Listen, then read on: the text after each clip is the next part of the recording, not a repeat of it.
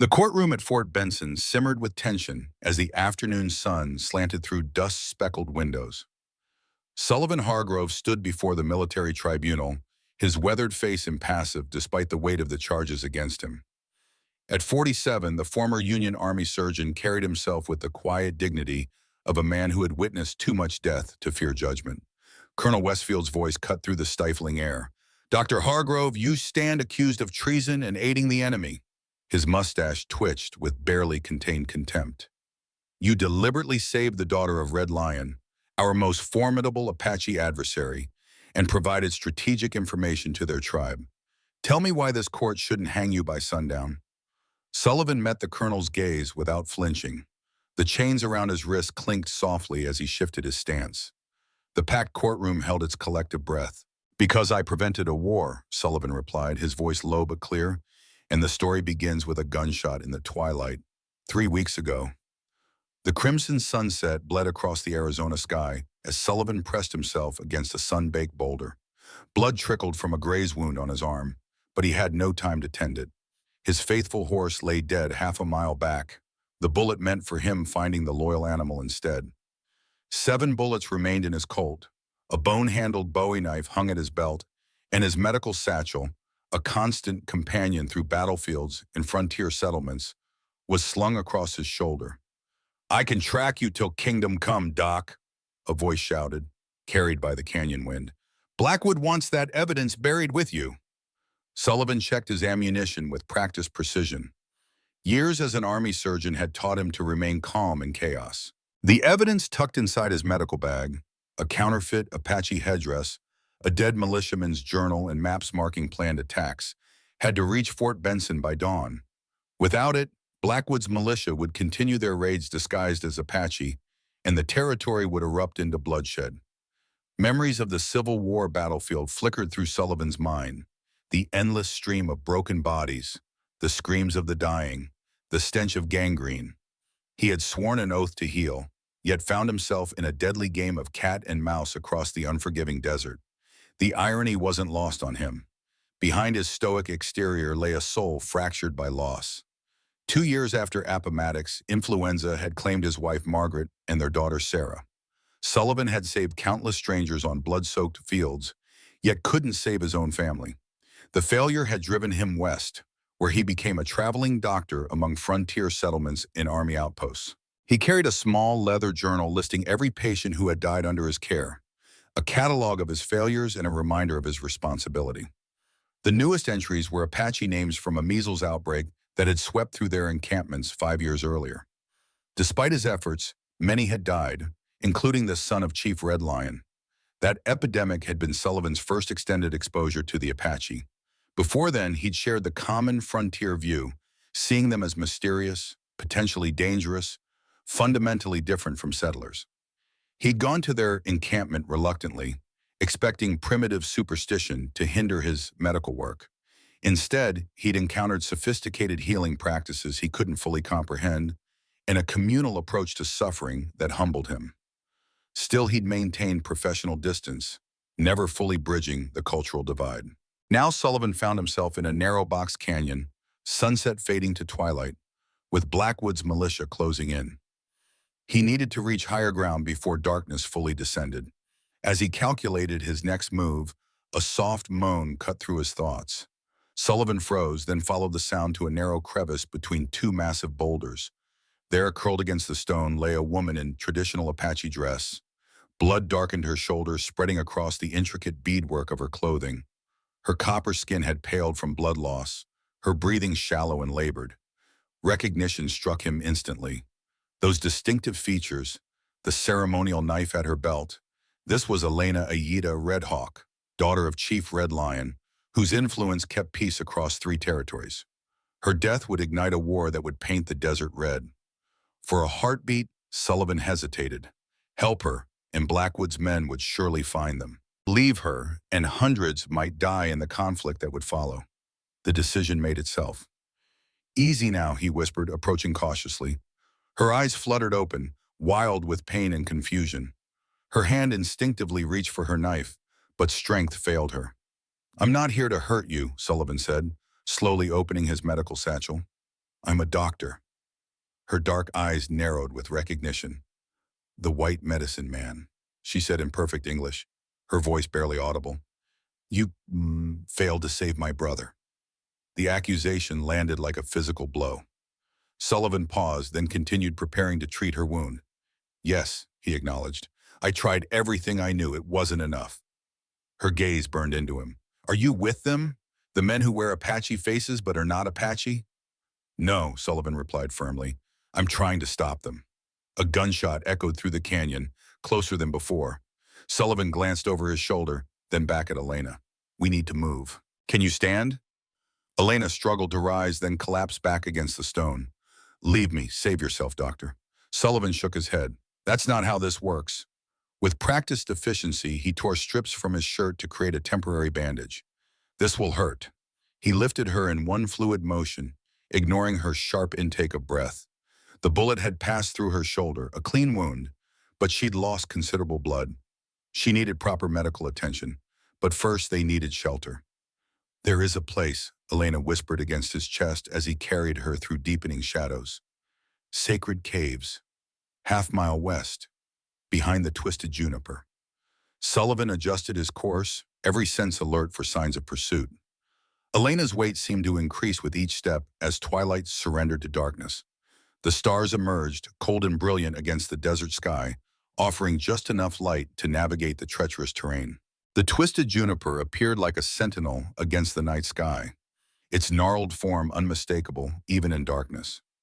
Beyond it, Sullivan discovered a narrow opening in the canyon wall, nearly invisible unless one knew exactly where to look. This is Apache land, Elena murmured as he ducked into the cave entrance. You should not be here. Neither should that bullet in your shoulder, Sullivan countered, gently laying her on a smooth section of cave floor. He struck a match, illuminating ancient pictographs that spiraled across the stone walls. The flickering light revealed a chamber larger than he'd expected, extending deep into the mountain. Using minimal supplies from his medical bag, Sullivan created a small torch. The dancing flame cast their shadows large against the cave walls as he examined Elena's wound more carefully. The bullet needs to come out, he said, preparing his instruments. I have laudanum for the pain. Elena shook her head. No spirits. I must keep my mind clear. Sullivan met her determined gaze. This will be excruciating without it. I am Apache. Pain is an old friend. Her eyes reflected the torchlight. Do what you must, doctor. Sullivan nodded, respecting her decision. He sterilized his instruments with alcohol and flame, then began the delicate procedure of extracting the bullet. Elena remained silent throughout, her only reaction the occasional sharp intake of breath and the rigid tension in her body. As he worked, Sullivan spoke softly, partly to distract her, and partly because the silence of the cave pressed against him like a physical weight. The men who shot you work for Josiah Blackwood. He wants the Apache blamed for attacks on settler wagons so he can take your lands. I witnessed one of their raids, saw them wearing Apache disguises. I've been gathering evidence for weeks. Elena's eyes remained fixed on the cave ceiling. Why would you help the Apache? Your people want us gone. Sullivan carefully extracted the bullet, dropping the misshapen lead into his palm. My people are those who value life, regardless of nation or skin color. He began cleaning the wound, his touch gentle, despite years of battlefield urgency. There was a time when I believed medicine was about winning a war against death. Now I wonder if it's more about understanding life. As he stitched the wound closed with neat, practiced movements, Elena studied his face in the torchlight. You carry much sorrow, medicine man. Sullivan paused briefly, surprised by her perception. Among settlers, he maintained a professional mask that few penetrated. Yet this Apache woman, despite her pain, read him with unsettling clarity. We all carry something, he replied, resuming his work. Your people understand that better than mine, I think. The words surprised him as they left his mouth. When had he begun to see wisdom in Apache perspectives? Perhaps during those long nights fighting the measles epidemic, when tribal elders had worked alongside him, their methods different, but their dedication matching his own. He dismissed much of it then as coincidence or primitive approximation of proper medicine. Now he wasn't so certain Sullivan didn't respond. He finished the stitching and applied a clean bandage, then offered her water from his canteen. "You should rest," he said, avoiding her perceptive gaze. "We're safe for now, but Blackwood's men won't give up easily." Elena drank, then leaned back against the cave wall. "Why does this Blackwood want our land so badly? There are easier territories to steal." "Gold," Sullivan replied simply. "There are rumors of a rich deposit in the Sacred Mountains. Blackwood has political ambitions, wants to be governor. Stealing Apache land and becoming rich in the process would serve both his greed and his career." Outside, the distant sound of voices drifted through the night air. Sullivan extinguished the torch immediately, plunging them into darkness. He moved silently to the cave entrance, peering out at the starlit landscape. Torches bobbed in the distance as Blackwood's militia continued their search. "They're methodical," Sullivan whispered as he returned to Elena's side. "They'll search every inch of this canyon by morning." "Then we must be gone by dawn," Elena replied, attempting to sit up straighter. The movement caused her to wince, one hand flying to her wounded shoulder. "You're in no condition to travel," Sullivan countered. "And you are in no position to stop a war alone," Elena shot back. "I know these lands. I can guide you through passages no white man has seen. Together we might reach my father's camp, or your Fort Benson." Sullivan considered her offer. Elena was right. He needed her knowledge of the terrain, and she needed his medical skills. An unlikely alliance, but perhaps their only chance. The night deepened around them as Sullivan kept watch by the cave entrance. Elena drifted into uneasy sleep, her breathing gradually steadying. In these quiet moments, Sullivan allowed exhaustion to wash over him. He hadn't slept properly in days, constantly moving, gathering evidence against Blackwood, staying one step ahead of the militia. When he was certain Elena was asleep, he retrieved his leather journal from inside his shirt. By the faint moonlight filtering through the cave entrance, he thumbed through pages filled with names, dates, and locations noted in his precise handwriting. So many lost, so many he couldn't save. He paused at the entry for Coda Redhawk, Elena's brother. The young man had fought valiantly against the disease, surviving longer than most. Sullivan had believed he might recover, had promised the family as much. The failure haunted him still. A sound at the cave entrance snapped Sullivan to attention. He silently closed the journal and drew his pistol in one fluid motion. "It's unwise to make promises to the dying." Elena's voice drifted from the darkness. She had awakened and moved silently to sit near him, her silhouette barely visible against the night sky. Sullivan slowly lowered his weapon. "You should be resting." "I saw the book," she said, ignoring his concern. "You keep a record of your failures." "I keep a record of those I couldn't save," Sullivan corrected. "To remember them, to do better." Elena was silent for a long moment. "My brother spoke of you in his final hours. He said you fought for his life with the same determination you would fight for a general's." Sullivan stared out at the desert night, unable to meet her gaze. It wasn't enough. "No," Elena agreed, her voice gentle despite the harsh words. "But few white men would have tried at all." The conversation lapsed into silence. After a while, Elena spoke again. "I was not in that canyon by accident, Doctor. I've been tracking Blackwood's men for weeks. My father sent me to gather evidence, just as you have been doing." Sullivan turned to look at her. In the faint moonlight, her profile was strong and determined despite her injury. "Your English is exceptional," he observed. "My mother taught at the mission school before she died in the epidemic," Elena explained. "I served as translator during peace negotiations. I walk in both worlds, belonging fully to neither." Sullivan nodded, understanding all too well the feeling of existing between worlds. After the war, he'd found himself unable to return to civilian practice in Boston, yet never fully embraced the military life. The frontier became his home precisely because it was a place of in-betweens. "We should move deeper into the key," Sullivan suggested. "If they search here at dawn, we need to be far from the entrance."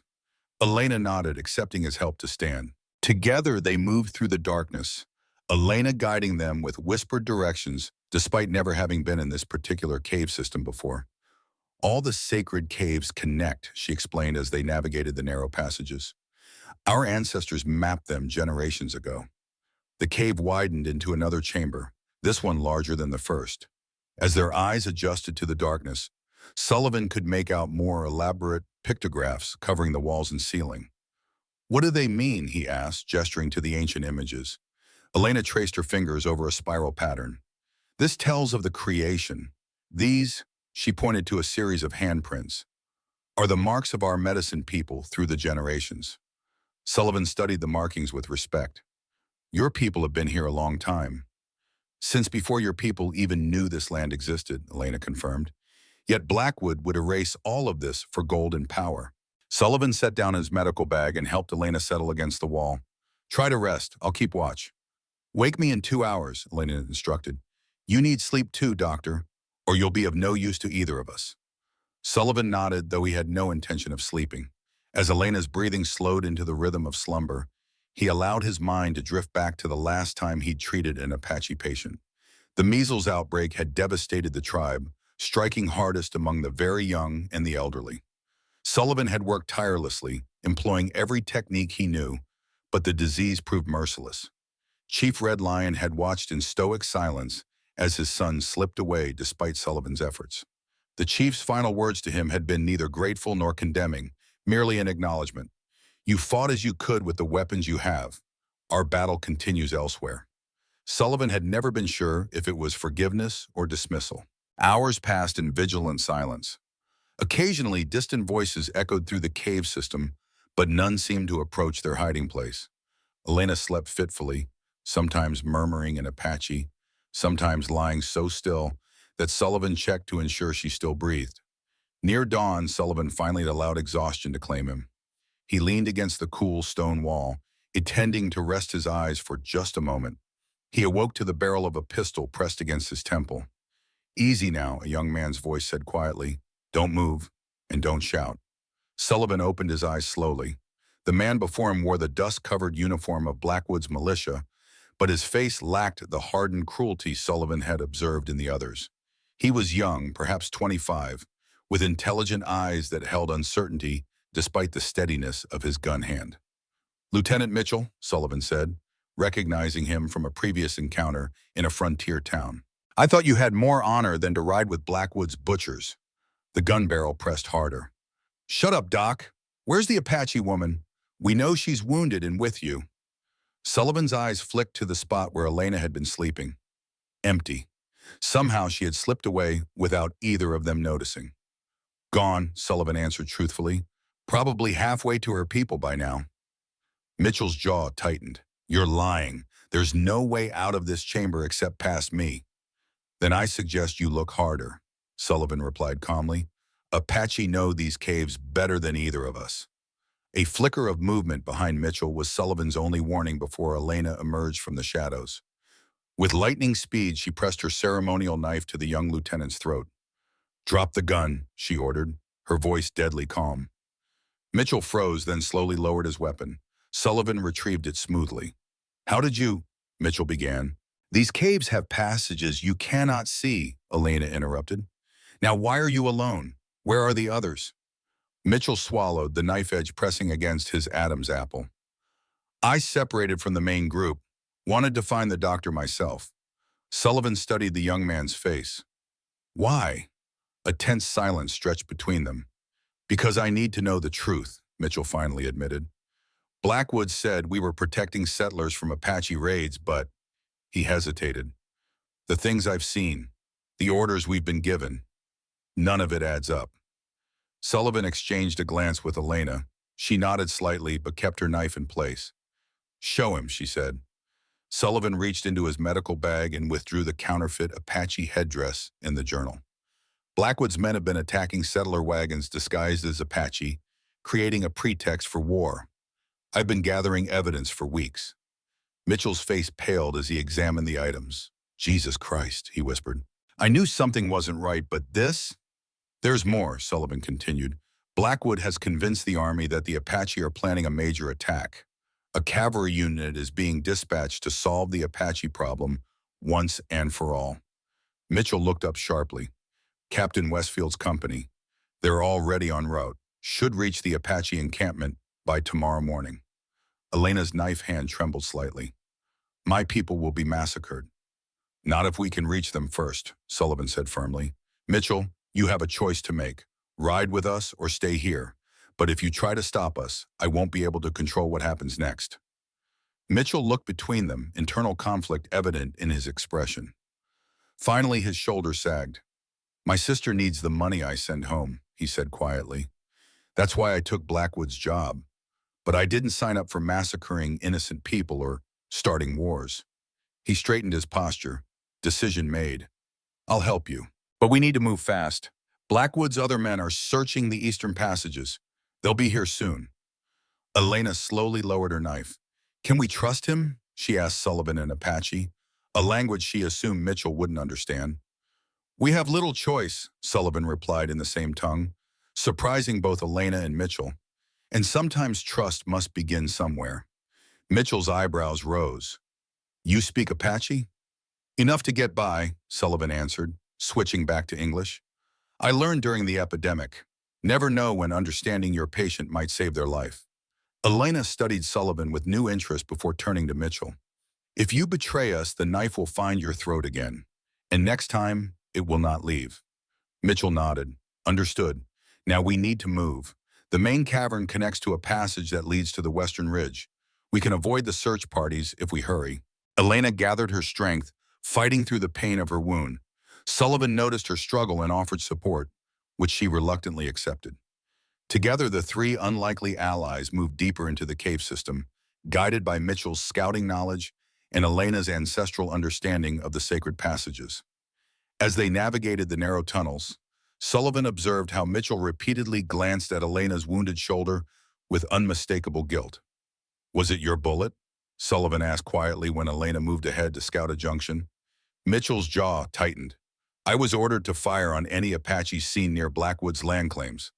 I didn't know she was a woman until—" He trailed off. "I'm not a good shot. Aim for the chest, but hit the shoulder instead." Sullivan studied the young man's troubled face. "Some might say your poor aim saved her life." "Doesn't make it right," Mitchell replied.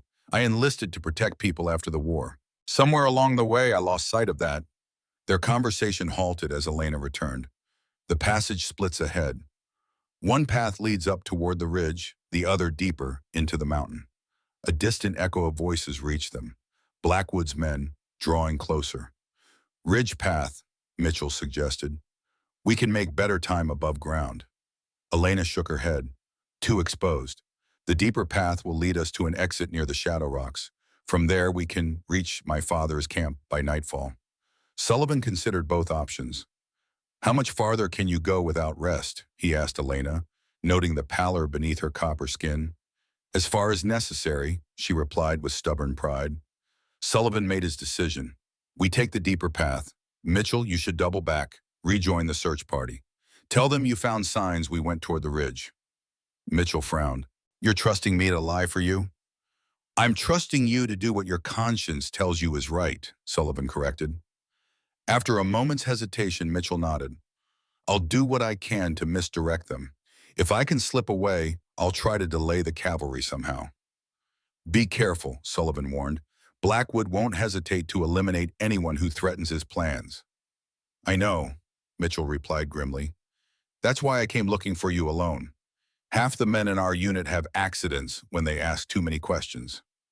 With a final nod to Sullivan and a wary glance at Elena, Mitchell turned and disappeared back the way they had come.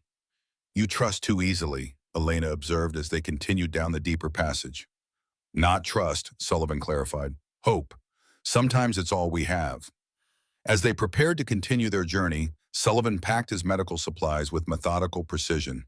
His mind returned to Elena's swift, decisive action against Mitchell. Had he misjudged these people all along? The army had painted Apache as savages. Many settlers spoke of them as obstacles to progress. Yet Elena had shown restraint where many would have killed, intelligence where others might see only violence. "Something troubles you, Doctor?" Elena asked, noticing his distraction. Sullivan considered his answer carefully. "I'm reassessing certain assumptions," he admitted, "about your people." Elena's expression remained neutral, but her eyes sharpened with interest.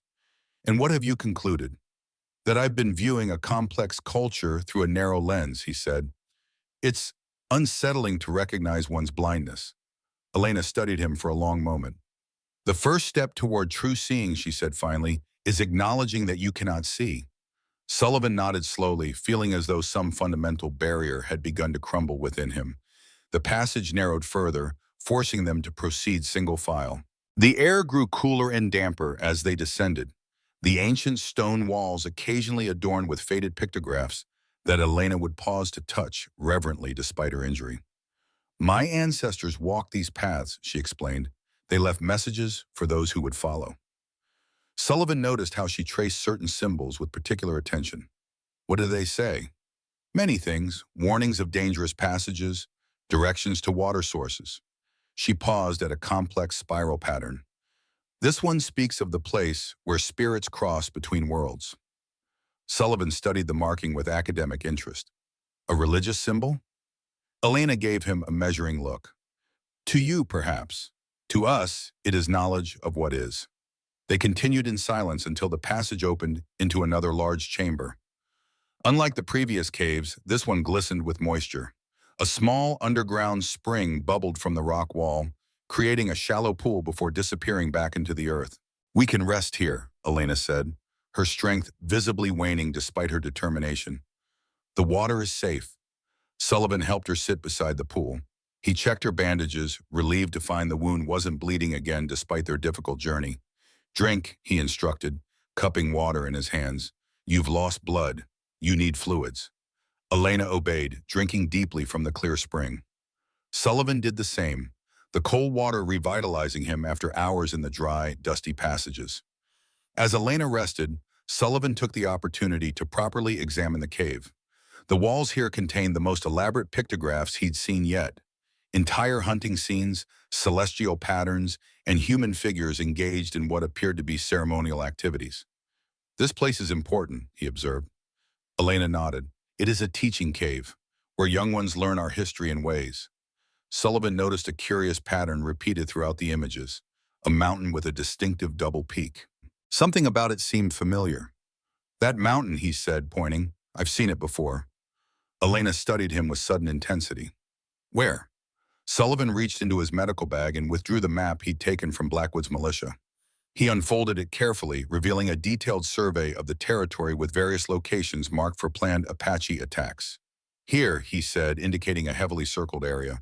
This is where Blackwood is focusing his efforts. All the raids form a perimeter around this region. Elena examined the map, her expression darkening. The Twin Sisters Mountains. They are sacred to my people.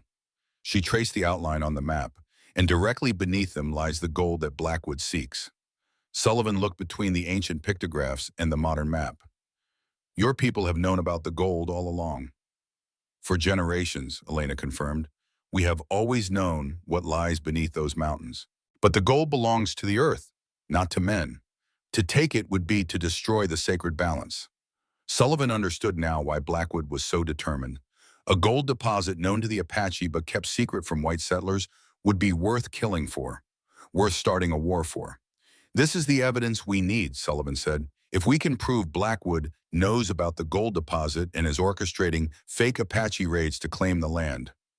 A sudden noise from the passage they had entered through silenced him mid-sentence. Both froze, listening intently. Footsteps approached, multiple sets, moving quickly. They've found us, Elena whispered. Sullivan drew his pistol. Is there another way out? Elena nodded toward a narrow opening on the far side of the chamber. That passage leads to the shadow rocks, but it's tight. We'll have to crawl in places. Sullivan helped Elena to her feet. Go, I'll hold them off. Elena gripped his arm. You'll die. Maybe, Sullivan acknowledged, but you'll reach your people with the evidence. That's what matters. Elena's eyes flashed with determination. No, there has been enough death. We go together. Before Sullivan could argue, the first of Blackwood's men appeared at the chamber entrance. Sullivan fired twice in rapid succession, forcing them back into the passage. Elena pulled him toward the escape road as more gunshots echoed through the cavern. They squeezed into the narrow tunnel just as bullets struck the rock where they had been standing moments before. The passage was barely wide enough for Sullivan's shoulders, forcing him to turn sideways in places. Elena moved ahead with greater ease despite her injury, her slender form better suited to the tight confines. Behind them, angry shouts and occasional gunfire indicated their pursuers were attempting to follow. The narrowness of the passage worked in Sullivan and Elena's favor, creating a bottleneck that slowed the militia's progress. The tunnels seemed to extend forever, twisting and turning through the mountain's heart. At times, they were forced to crawl on hands and knees, the rough stones scraping their skin raw. Elena led with unwavering certainty despite the darkness, navigating by touch and memory. Finally, a faint glow appeared ahead, natural light filtering through an opening. They emerged onto a narrow ledge overlooking a steep ravine. The shadow rocks that gave the area its name loomed above them.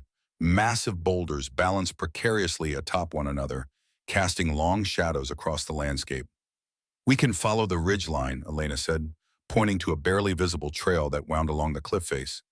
"It will take us to my father's camp by sunset." Sullivan glanced back at the cave opening, hearing their pursuers still making their way through the narrow tunnel. "They'll be right behind us." Elena's expression hardened with resolve. "Then we give them something to chase." She picked up a stone and hurled it across the ravine, where it clattered loudly against the opposite wall. The sound echoed dramatically in the enclosed space. "This way," she whispered, pulling Sullivan in the opposite direction of the noise. They crouched behind a boulder just as the first militiamen emerged from the cave. "I heard something over there," the man called back to his companions, pointing across the ravine. 3 more men emerged, squinting in the bright daylight. After a brief consultation, they began making their way around the ravine's edge, heading away from where Sullivan and Elena hid. "Clever," Sullivan murmured appreciatively. Elena managed a small smile despite her pain. "My brother taught me to hunt. The principle is the same. Misdirect your prey." Once the militia disappeared from view, they began their treacherous journey along the narrow ridgeline trail. The path clung to the cliff face, sometimes barely wider than a man's foot. One misstep would mean a fatal fall into the jagged rocks below. Elena moved with natural grace despite her injury, but Sullivan could see her strength ebbing. The wound, blood loss, and constant movement were taking their toll. Still, she pressed on with remarkable determination, occasionally pausing to ensure Sullivan navigated the most dangerous sections safely. The sun climbed higher, beating down mercilessly on the exposed rock. Sullivan's water canteen emptied quickly as they shared what little remained. His medical training told him Elena needed rest, but his frontier experience warned that stopping now would be fatal. As they rounded a bend in the trail, Elena suddenly froze. Sullivan followed her gaze and saw why. Ahead, where the path widened onto a small plateau, lay the body of a man. They approached cautiously. The dead man wore the rough clothing typical of Blackwood's militia, but his face was turned away. A pool of dried blood surrounded him. "Careful," Sullivan warned as Elena moved closer to examine the body. She knelt beside the fallen man, studying him intently. "I know this one," she said quietly. "He led the raid that killed 3 families near Copper Creek last month. They blamed my people for the massacre." Sullivan examined the body with professional detachment. "Shot in the back. Recently, perhaps yesterday." "Blackwood eliminates loose ends," Elena observed grimly. Sullivan noticed something clutched in the dead man's hand, a folded paper. Carefully, he pried it from the stiffened fingers. The letter was written in an educated hand on quality stationery. Sullivan read it aloud. "Jenkins, the Apache woman knows too much. Eliminate her and the doctor. Ensure no evidence remains. Our friends in Washington assure me the cavalry will solve our Apache problem permanently once news of the latest atrocity reaches them. Your payment awaits successful completion. J.B." Elena's face hardened. "So Blackwood ordered my death specifically." "And mine," Sullivan added grimly. "He knows we can expose his entire operation." Elena rose, her expression resolute. "Then we must not fail." She reached down and took something from the dead man's belt, a canteen, still half full of water. Without hesitation, she handed it to Sullivan. "Drink," she instructed. "We have many miles yet to travel." Sullivan accepted the canteen, noting how their roles had subtly reversed. Now Elena was caring for him. He drank sparingly, then returned it to her. "This letter is the final piece we needed," he said, carefully folding the paper and securing it in his inner pocket. "With this and the other evidence, no one can deny Blackwood's guilt." Elena took a small drink, then recapped the canteen. "If we live to present it..." The sun was past its zenith when they finally descended from the ridgeline into a juniper-dotted valley. Elena moved with increasing difficulty, her face drawn with pain, though she uttered no complaint. Sullivan supported her as much as she would allow, his respect for her endurance growing with each mile. "Not far now," she assured him as they passed through a narrow defile. "My father's camp lies beyond those hills." Sullivan nodded, conserving his energy for the final leg of their journey. They had evaded Blackwood's men for now, but the greater threat, Captain Westfield's cavalry, still loomed. If they couldn't reach the Apache camp before the soldiers arrived, a sudden sound stopped them both. Hoofbeats approaching rapidly. They ducked behind a large boulder, Sullivan drawing his pistol with 3 precious bullets remaining. A lone rider appeared, pushing his horse hard. Elena gripped Sullivan's arm as recognition dawned. "It's the young soldier," she whispered. "Mitchell." The lieutenant reined in his lathered horse when he spotted them, raising his hands to show he meant no harm. "Thank God I found you," he called, dismounting quickly. "Blackwood's convinced the cavalry that the Apache are preparing an ambush. They're planning to attack at dawn tomorrow."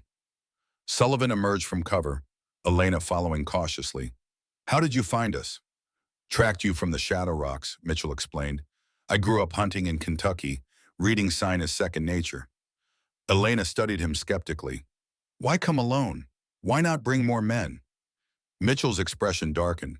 "Because I saw what really happened to Jenkins back there. He questioned Blackwood about the raids, threatened to go to the authorities. Blackwood shot him personally, then told us Apache had ambushed him." He looked directly at Elena. "I believed it at first, believed all of it. I was wrong."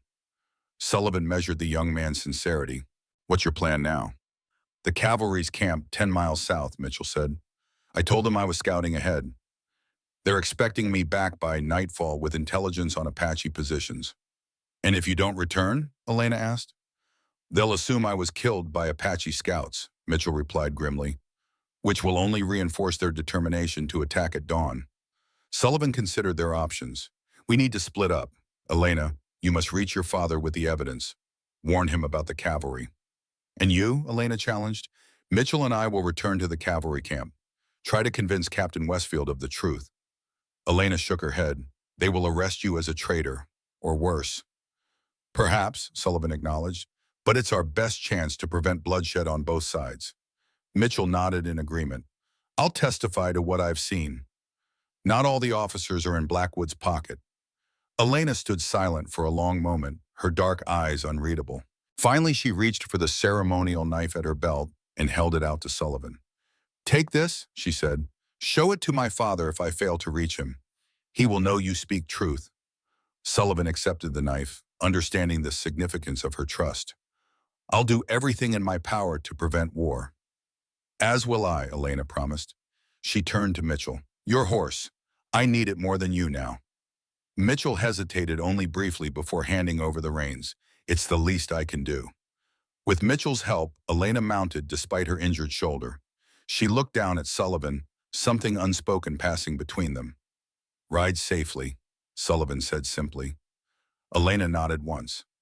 "May your medicine be strong, doctor." With that, she turned the horse and galloped toward the distant hills, carrying their evidence and hopes with her. Sullivan watched until she disappeared from view, then turned to Mitchell. "Now comes the hard part. Convincing Westfield that Blackwood is the real enemy," Mitchell agreed grimly, "without getting ourselves shot as traitors."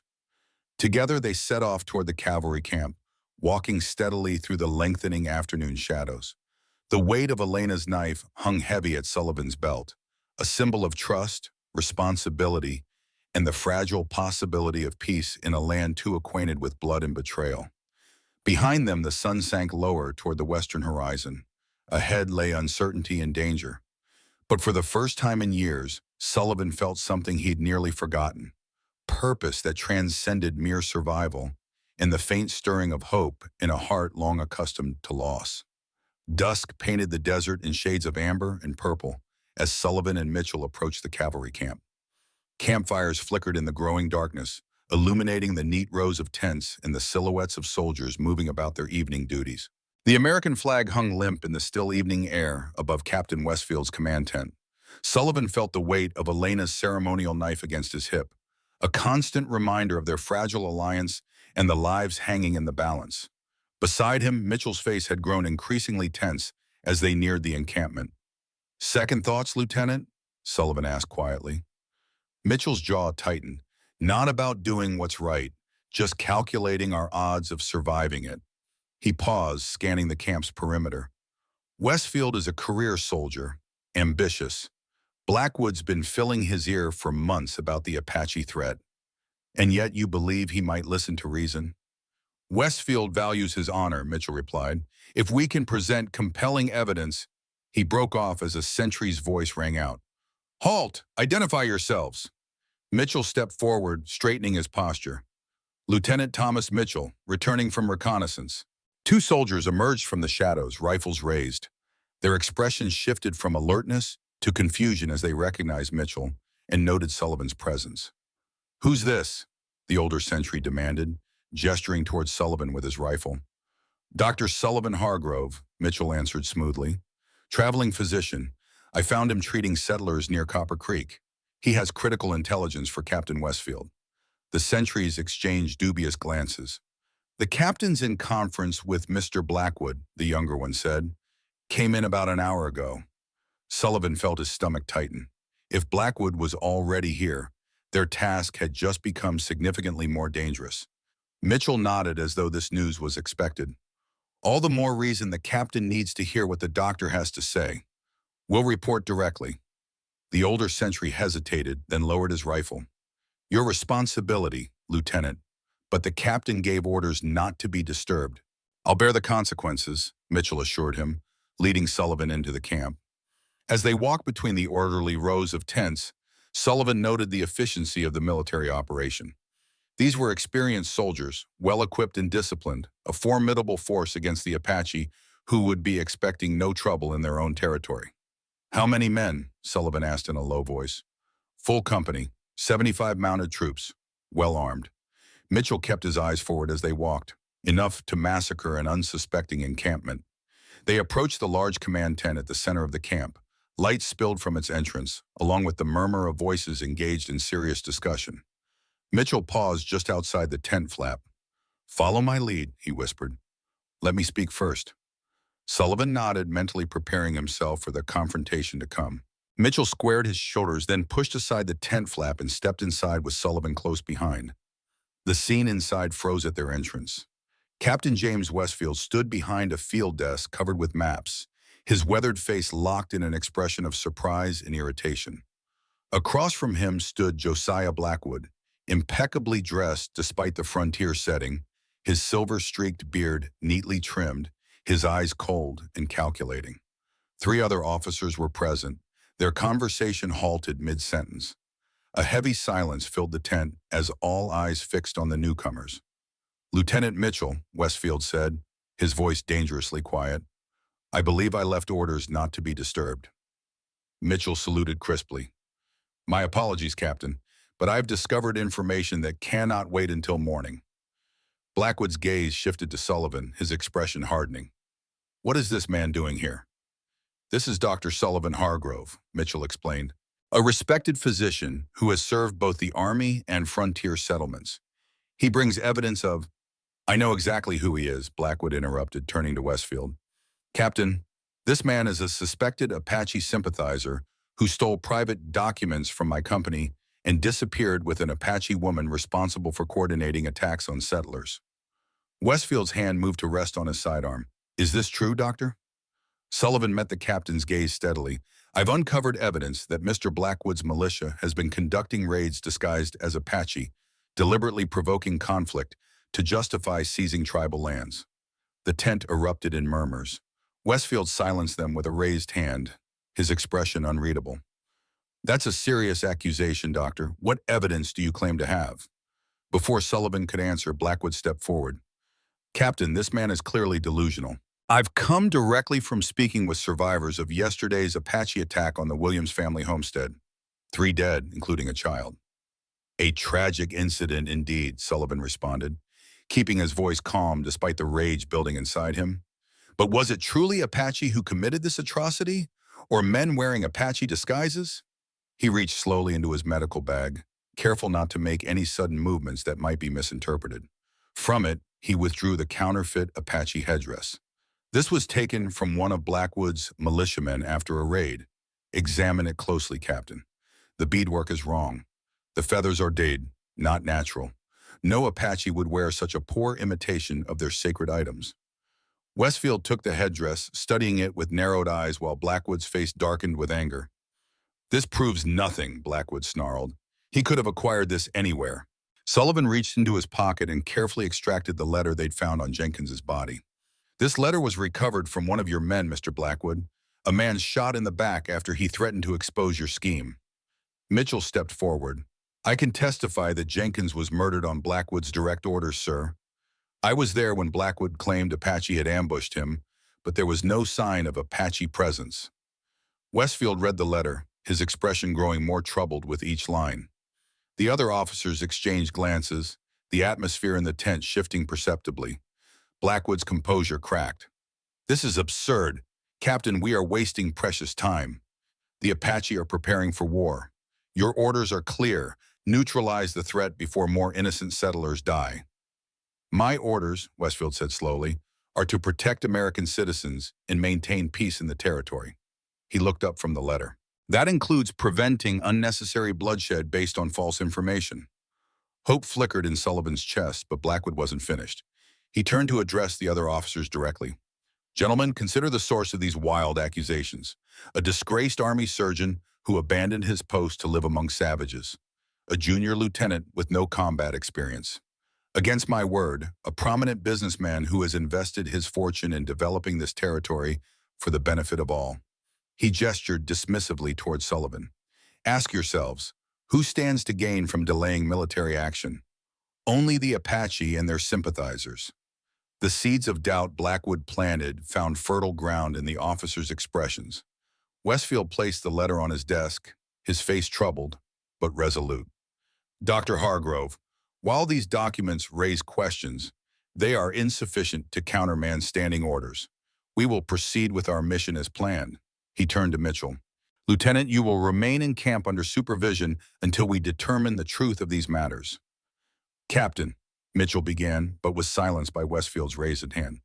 That's my final word. Sergeant, escort the doctor and the lieutenant to separate tents. Post guards. We'll sort this out after we've secured the Apache encampment. Two soldiers moved to flank Sullivan and Mitchell. Sullivan felt the weight of failure settling on his shoulders. They had gambled and lost. Now Elena's people would pay the price. As they were led from the tent, Blackwood's satisfied smile burned in Sullivan's memory. Outside, the camp continued its preparations for tomorrow's attack, unaware of the truth that had been dismissed so easily. The soldiers brought Sullivan to a small supply tent at the edge of the camp. Inside was nothing but crates of ammunition and supplies, a lantern providing minimal light. One guard remained posted outside while the other conducted a thorough search, confiscating Sullivan's medical bag and Colt revolver, but overlooking Elena's knife concealed beneath his coat. Left alone in the dimly lit tent, Sullivan paced the confined space, mind racing through possible escape plans. Without his intervention, dawn would bring a massacre. Elena might have reached her father's camp by now, but would the Apache have time to evacuate their most vulnerable members? Hours passed in tense solitude. The camp gradually quieted as soldiers sought rest before tomorrow's action. Only the occasional footsteps of patrolling sentries broke the night's stillness. Near midnight, the tent flap rustled. Sullivan tensed, ready for confrontation, but relaxed when he saw Mitchell slip inside. How did you? Mitchell put a finger to his lips. My guard was one of my own men. He's looking the other way for 5 minutes. Westfield? Still in conference with his officers. Blackwood's with them. Mitchell's expression was grim. They're finalizing the attack plan for dawn. Sullivan ran a hand through his hair in frustration. We failed. Not yet, Mitchell countered. I've been thinking. We don't need to convince all of them. Just create enough doubt to delay the attack. Sullivan studied the young lieutenant, noting the determined set of his jaw. What are you proposing? A diversion. Something to throw the camp into confusion while you escape. Mitchell withdrew Sullivan's Colt from his jacket. I've seen how you ride. If you can reach the Apache before the cavalry, you might still prevent the worst. Sullivan accepted the weapon, checking its chambers automatically. "They'll court-martial you for this." Mitchell gave a tight smile.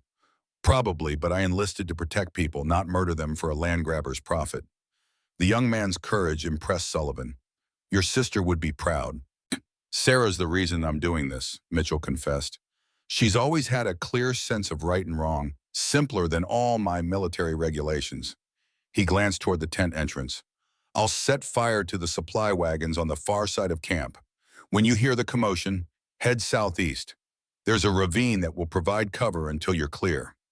Sullivan gripped at Mitchell's shoulder. "Thank you." Mitchell nodded once. "Godspeed, Doctor." With that, he slipped out of the tent and disappeared into the darkness. Sullivan retrieved his medical bag, which the guards had left on a crate, and checked its contents. The most important evidence was still hidden in a false bottom, the map showing Blackwood's planned raids forming a perimeter around the gold deposit. 5 tense minutes passed, then 10. Sullivan began to fear something had gone wrong when a sudden shout split the night, followed by the orange glow of flames. More shouts followed, then the pounding of feet as soldiers rushed to combat the fire. The guard outside the tent hesitated, torn between his duty and the emergency. When the cry of "ammunition's going to blow" echoed across the camp, his decision was made. He abandoned his post, running toward the growing conflagration. Sullivan seized his opportunity. He slipped from the tent, keeping to the shadows as he made his way toward the horse pickets on the camp's edge. The fire had done its job perfectly. All attention was focused on the burning supply wagons, creating a chaotic scene of shouting men and flickering shadows. At the picket line, Sullivan quickly selected a sturdy bay gelding, saddling it with practiced efficiency.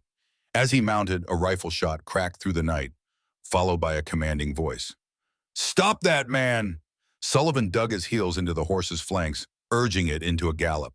More shots followed, bullets whizzing past as he crashed through the perimeter and into the open desert. Behind him, the camp erupted in frantic activity. Orders shouted, horses whinnying as they were hurriedly saddled. The bay responded admirably to Sullivan's guidance, stretching into a ground-eating gallop across the moonlit landscape. Sullivan oriented himself by the stars, directing the horse southeast toward the Apache territory Tori Elena had indicated. He'd gained perhaps a mile when hoofbeats sounded behind him, pursuers already on his trail. Sullivan pushed the bay harder, grateful for the animal's stamina as they raced through the night. The rocky terrain worked to his advantage, breaking his trail and forcing his pursuers to slow. After an hour of hard riding, Sullivan allowed the horse to slow, listening intently. The sounds of pursuit had faded, whether because they'd lost his trail or abandoned the chase in favor of the planned attack, he couldn't be sure. The eastern horizon showed the first faint lightning of approaching dawn. Time was running desperately short. Sullivan calculated he had perhaps 3 hours before the cavalry reached the Apache encampment, assuming they maintained their original timeline despite the night's disruption. He urged the bay onward, following a dry creek bed that wound through increasingly rugged terrain. Elena had mentioned her father's camp lay beyond a distinctive formation called the Three Sisters, a trio of towering rock spires that rose from the desert floor like ancient sentinels. The sky brightened steadily as Sullivan pushed forward, scanning the horizon for the landmark. The bay began to show signs of fatigue, its breathing labored, foam flecking its neck. Sullivan knew he was asking too much of the animal, but had no choice. Lives depended on his reaching the Apache before the cavalry. The sun had just cleared the horizon when Sullivan finally spotted the Three Sisters rising in the distance. Relief surged through him, tempered by the knowledge that the cavalry would not be far behind. He urged the exhausted bay toward the rock formation, praying Elena had successfully reached her people. As he approached the spires, movement caught his eye. Mounted figures emerging from the shadows of a narrow canyon. Apache scouts, weapons ready. Sullivan slowed his horse to a walk and raised his empty hands to show he meant no harm. The scouts approached cautiously, bows drawn and aimed at his heart. Sullivan remained still, allowing them to circle him. One of the warriors spoke sharply in Apache, a clear demand Sullivan didn't understand. "I seek Chief Red Lion," Sullivan responded in English. "I bring warning of cavalry attack." The scouts conferred briefly. One of them moved his horse closer, studying Sullivan intently. Recognition flickered in his eyes. "Medicine man," he said in heavily accented English. "From sickness time." Sullivan nodded. "Yes. I treated your people during the epidemic." After another brief consultation, two scouts flanked Sullivan while the third rode ahead. They gestured for him to follow, leading him through the canyon into a broader valley beyond. The Apache encampment spread across the valley floor, dozens of hide lodges arranged in a traditional circle.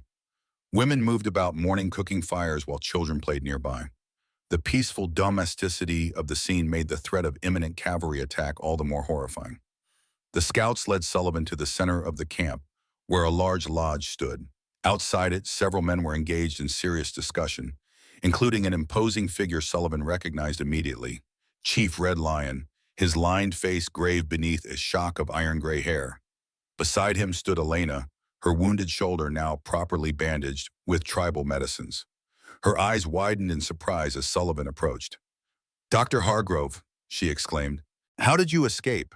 Sullivan dismounted stiffly, his body protesting the night's hard ride. "Lieutenant Mitchell created a diversion. The cavalry is coming, Elena. They'll reach this valley within hours."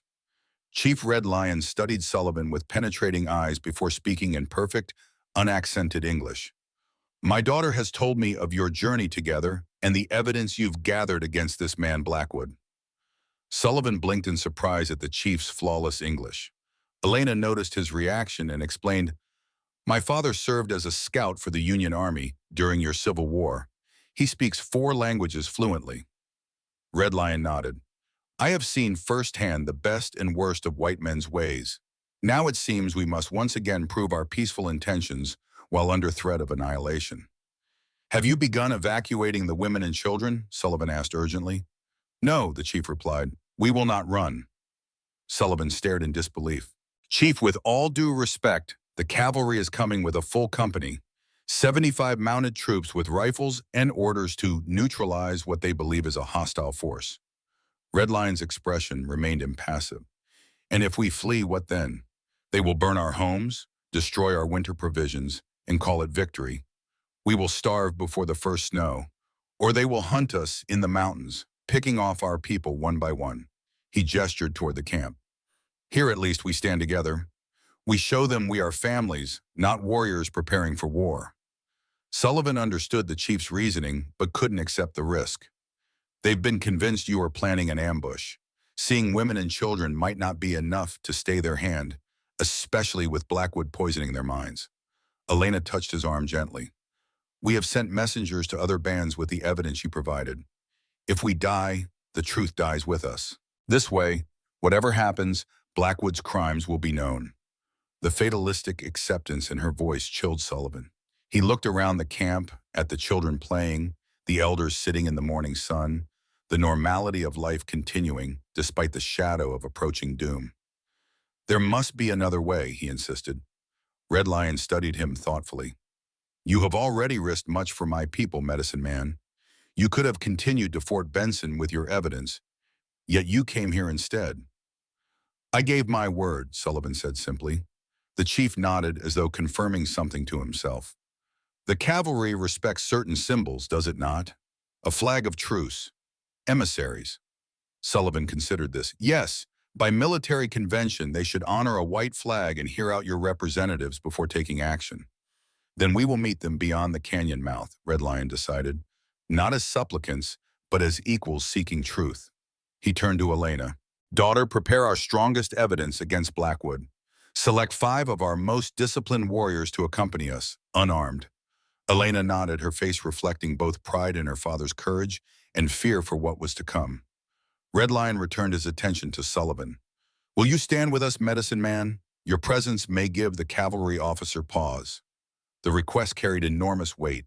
By publicly aligning himself with the Apache, Sullivan would be committing to a path from which there was no return. In the eyes of the military and many settlers, he would become a traitor, regardless of his intentions. Yet looking at Elena, her strength and dignity despite her wound, and at Red Lion's people going about their lives in this peaceful valley, Sullivan knew there was only one answer he could give.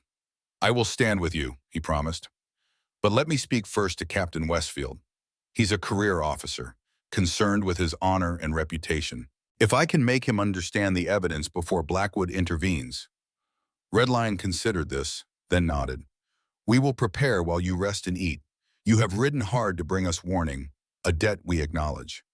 As Red Lion moved away to organize his people, Elena remained by Sullivan's side.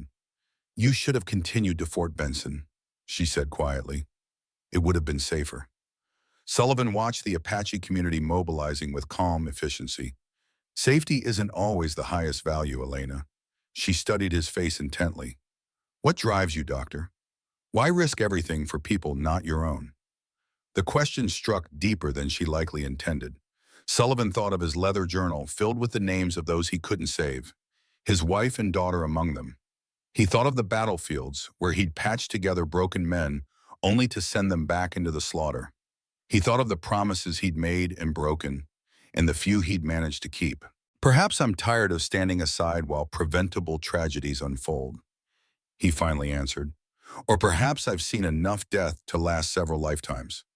Elena seemed to accept this, though her perceptive eyes suggested she sensed the deeper currents beneath his words. Come, she said, gesturing toward a nearby lodge. You must eat and check your weapons. There is little time. Inside the lodge, an elderly woman provided Sullivan with dried meat, berries, and a drink that tasted of herbs and honey. The simple meal revived him, clearing the fog of exhaustion that had settled during his night ride. While he ate, Elena spread out their collection of evidence against Blackwood. The counterfeit headdress, Jenkins' journal documenting the fake raids, the letter ordering their elimination, and the maps showing Blackwood's focus on the gold deposit. Will it be enough? She asked, arranging the items carefully. Sullivan considered the evidence critically. For a fair-minded person seeking truth, yes. For someone predisposed to see your people as enemies. He didn't need to finish the thought. A commotion outside drew their attention. Elena moved to the lodge entrance, then turned back to Sullivan, her expression tense. A rider approaches from the canyon. One of our scouts. The cavalry has been sighted. Sullivan rose immediately. How far? Less than an hour away. Elena began gathering the evidence. We must prepare to meet them. They emerged into the morning sunlight to find the camp transformed. The women, children, and elderly had gathered in the center of the village. Warriors stood protectively around them, visibly unarmed but resolute. Red Lion, wearing the formal regalia of his office but no weapons, waited with 5 men similarly dressed in their finest clothing. A delegation of peace, not war, Elena explained. No weapons that could be misinterpreted. Sullivan nodded his understanding. The strategy was clear: present an image so contrary to the cavalry's expectations that they would be forced to question their assumptions. Red Lion approached them. It is time, medicine man. We will meet them at the mouth of the canyon, in the open where they can see we hide nothing. He handed Sullivan a simple white cloth attached to a slender branch. You will carry our flag of truce. Sullivan accepted the makeshift flag, its weight far greater than its physical form. Red Lion turned to his daughter, speaking to her in Apache. Though Sullivan couldn't understand the words, the emotion behind them was clear. A father's concern for his daughter's safety. Elena responded firmly, gesturing toward her wounded shoulder and then to the evidence she carried. Red Lion finally nodded, accepting her argument. The small delegation moved out, leaving the main camp behind as they traveled through the canyon toward the open desert beyond. Sullivan rode his recovered bay, still tired from the night's journey but serviceable. Elena and Red Lion rode beside him, with the 5 unarmed warriors following. As they emerged from the canyon shelter into the vast expanse of the desert, Sullivan felt extraordinarily exposed. The white flag fluttered in the morning breeze, a fragile symbol of peace in a land too acquainted with violence. They positioned themselves in the open ground between the canyon mouth and the approaching cavalry, clearly visible from both directions. Now there was nothing to do but wait. The minutes stretched endlessly. Sullivan found himself counting his own heartbeats, each one bringing the confrontation closer. Beside him, Elena sat straight and proud despite her injury, her face revealing none of the anxiety she must have felt. Then, on the horizon, a cloud of dust announced the cavalry's approach. Sunlight glinted off metal as the company crested a rise. Horsemen in neat formation, rifles at the ready, the American flag carried proudly at their head. Remember, Sullivan said quietly to Elena and Red Lion, Let me speak first. Westfield values his reputation and honor. If I can make him see the truth before Blackwood intervenes. Red Lion nodded almost imperceptibly. We understand, Medicine Man, but be prepared. Men committed to a path often resist seeing alternatives, even when truth stands before them. The cavalry advanced until they were within hailing distance, then halted at Captain Westfield's command. Sullivan could see the officers' surprise as they recognized him standing with the Apache delegation. Westfield rode forward slightly, studying the scene before him with narrowed eyes. Sullivan raised the white flag higher, then urged his horse forward several paces. Captain Westfield, he called clearly, I request a parley under flag of truce. Chief Red Lion and his people seek peaceful resolution to this misunderstanding. Westfield's weathered face revealed nothing as he considered the request. After a moment, he turned and gave orders to his officers. The company remained in position, while Westfield, accompanied by 2 lieutenants, rode forward to meet the Apache delegation. Sullivan felt the first stirring of hope. At least Westfield was willing to talk. The captain reined in his horse several yards from Sullivan, his hand resting casually near his sidearm. His gaze moved from Sullivan to Red Lion, then to Elena, noting her bandaged shoulder with particular interest. Dr. Hargrove, he said coolly, you've led us on quite a chase. Not intentionally, Captain, Sullivan replied. I'm here to prevent a tragic mistake. Chief Red Lion and his people are not preparing for war. They've assembled peacefully to demonstrate that fact. Westfield's expression remained skeptical. And yet one of my scouts was killed yesterday near Apache territory. Arrows, Doctor. Apache arrows. Red Lion spoke before Sullivan could respond. No warrior from my band has attacked your men, Captain. We have maintained peace according to the treaty. Westfield's eyebrows rose slightly at Red Lion's perfect English. You'll forgive my skepticism, Chief. We have reliable reports of Apache raids on settler homesteads throughout the territory. False reports, Elena interjected, stepping her horse forward. She held up the counterfeit headdress. This was taken from one of Josiah Blackwood's militiamen after a raid on the Thompson homestead. No Apache would create such a poor imitation of our sacred items. Westfield studied the headdress without touching it. Circumstantial at best, Miss. Elena Redhawk, daughter of Chief Red Lion and official translator during the treaty negotiations 3 years ago. She met his gaze steadily. And this is far from our only evidence. She produced Jenkins' journal and the damning letter from Blackwood. As Westfield began examining these items, a commotion from the cavalry line drew their attention. A rider was approaching at a gallop. Josiah Blackwood, his face contorted with rage. Behind him followed several rough-looking men in civilian clothes, his private militia. Captain Westfield, Blackwood shouted as he neared, what is the meaning of this delay? These savages are clearly stalling while their warriors prepare an ambush. Sullivan felt the fragile hope of peaceful resolution beginning to slip away. Beside him, Red Lion remained impassive, but Elena's posture stiffened with barely contained anger.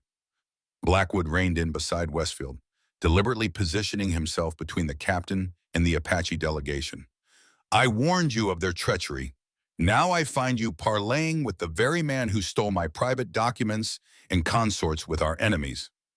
Westfield's expression hardened. Mr.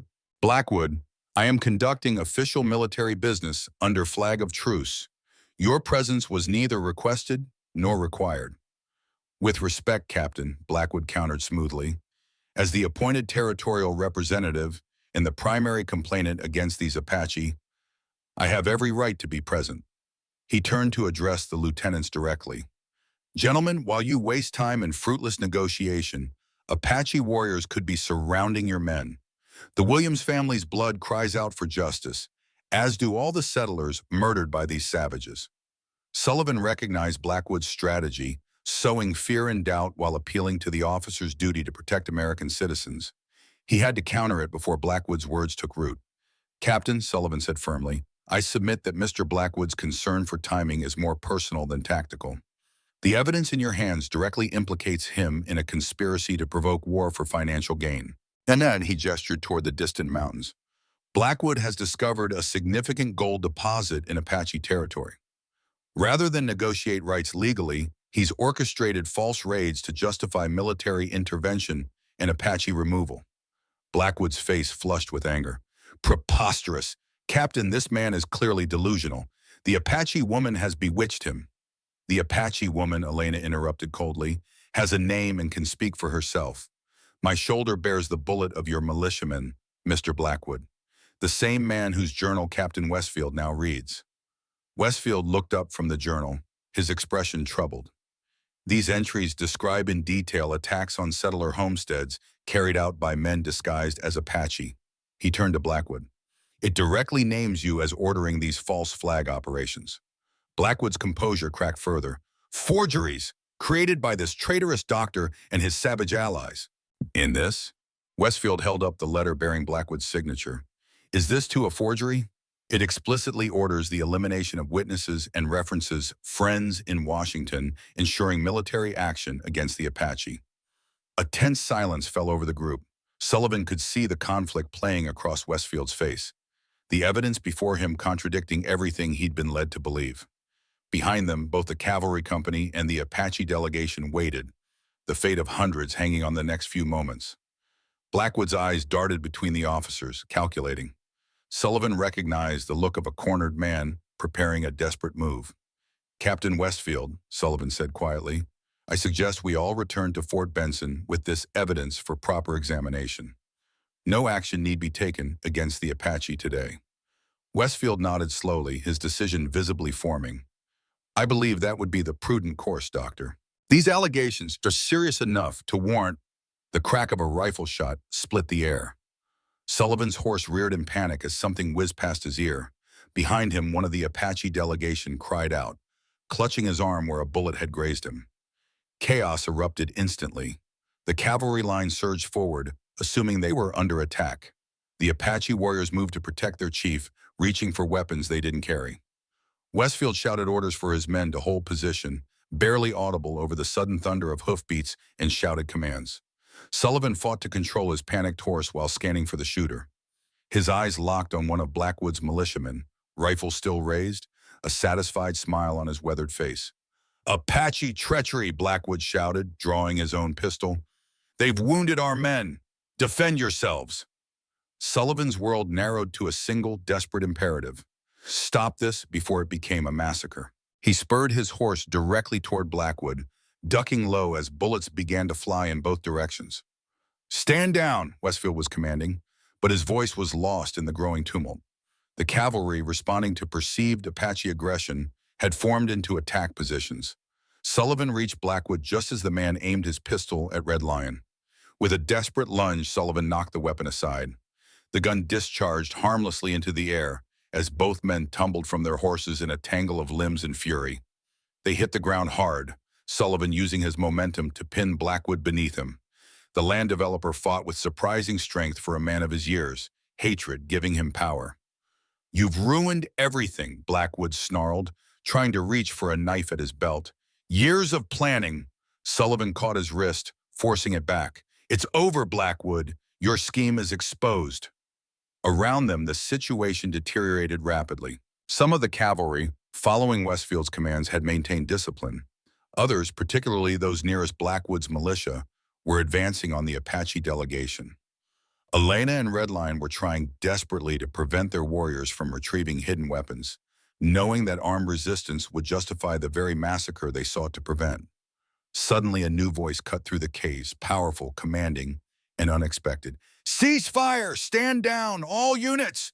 Lieutenant Mitchell rode into the space between the opposing forces, his uniform torn and bloodied, but his posture military straight. Behind him followed a column of Apache riders led by an elderly man Sullivan recognized as the tribe's spiritual leader. The sheer unexpectedness of Mitchell's appearance, combined with his authoritative command, gave everyone pause.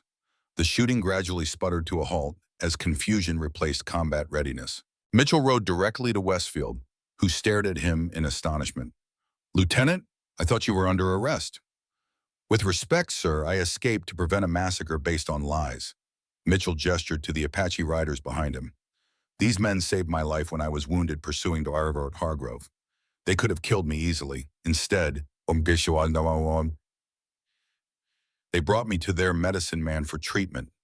The elderly Apache nodded solemnly, raising empty hands to show he carried no weapons.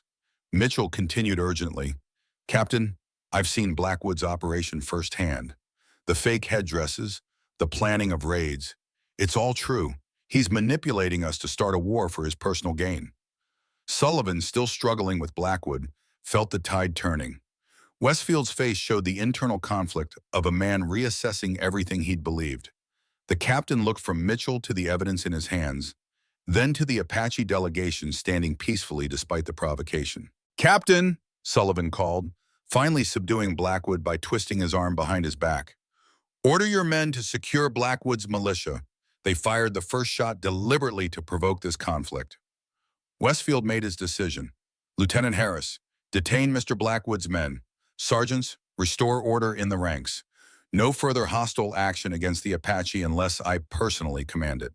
The military discipline that had momentarily fractured reasserted itself as Westfield's officers relayed his orders.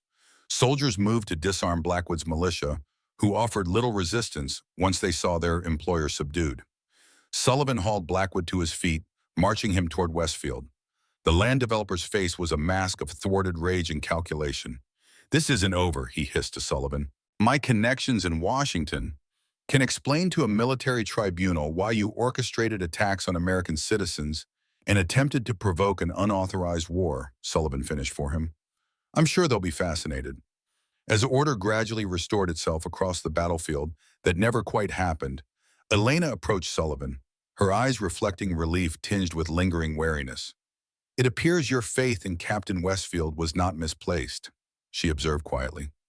Sullivan watched as Westfield conferred with Red Lion, both men speaking with the careful formality of leaders who had nearly become enemies, but now sought common ground. "It was never faith in Westfield specifically," Sullivan replied. "Just hope that given the right evidence and opportunity, most men will choose justice over prejudice." Elena's gaze moved to Lieutenant Mitchell, now being tended by one of Sullivan's fellow physicians from the cavalry. "And sometimes it takes extraordinary courage from ordinary people." Sullivan couldn't disagree. Mitchell had risked everything, his career, his freedom, his life, for people he'd been taught to consider enemies. Such moral clarity was rare enough to be remarkable. As Blackwood was led away under guard, Sullivan felt a weight lifting from his shoulders. The immediate danger had passed, but he harbored no illusions that the larger struggle was over. Blackwood's connections in Washington were not idle threats, and the tensions between settlers and Apache would not vanish overnight. Yet for this moment, in this place, bloodshed had been averted. A small victory, perhaps, in the grand scale of the territory's troubled history. But Sullivan had learned to value such moments. Too often he had arrived too late, his medical skills useless against death already delivered. Today, for once, he had been in time. As he watched Westfield and Red Lion continue their discussion, now joined by Elena as translator, despite the chief's perfect English, Sullivan allowed himself to acknowledge what he'd been running from for so many years. It wasn't just death he feared failing against. It was injustice, cruelty, and the casual disregard for life that he'd witnessed across too many battlefields and sickbeds. His wife and daughter had not died because he was an inadequate physician, but because the world was sometimes brutal beyond any individual's power to change. Perhaps that was why he'd come west, carrying his guilt like armor. Here, where civilization's rules stretched thin across vast landscapes, a single person's actions could still matter. For better or worse, one could stand against the tide and sometimes, just sometimes, turn it. As the morning sun climbed higher in the Arizona sky, Sullivan Hargrove allowed himself a moment of peace amid the aftermath of chaos. Tomorrow would bring it its own challenges, but today at least had not added names to his leather journal of the lost. And for now, that was enough. The journey to Fort Benson stretched across 2 days of tense travel. Sullivan rode among an unusual procession, Captain Westfield's cavalry unit at the front and rear, with Chief Red Lion, Elena, and 5 Apache representatives in the center. Blackwood and his captured militiamen traveled under heavy guard, their hands bound, their expressions alternating between sullen resentment and calculating observation.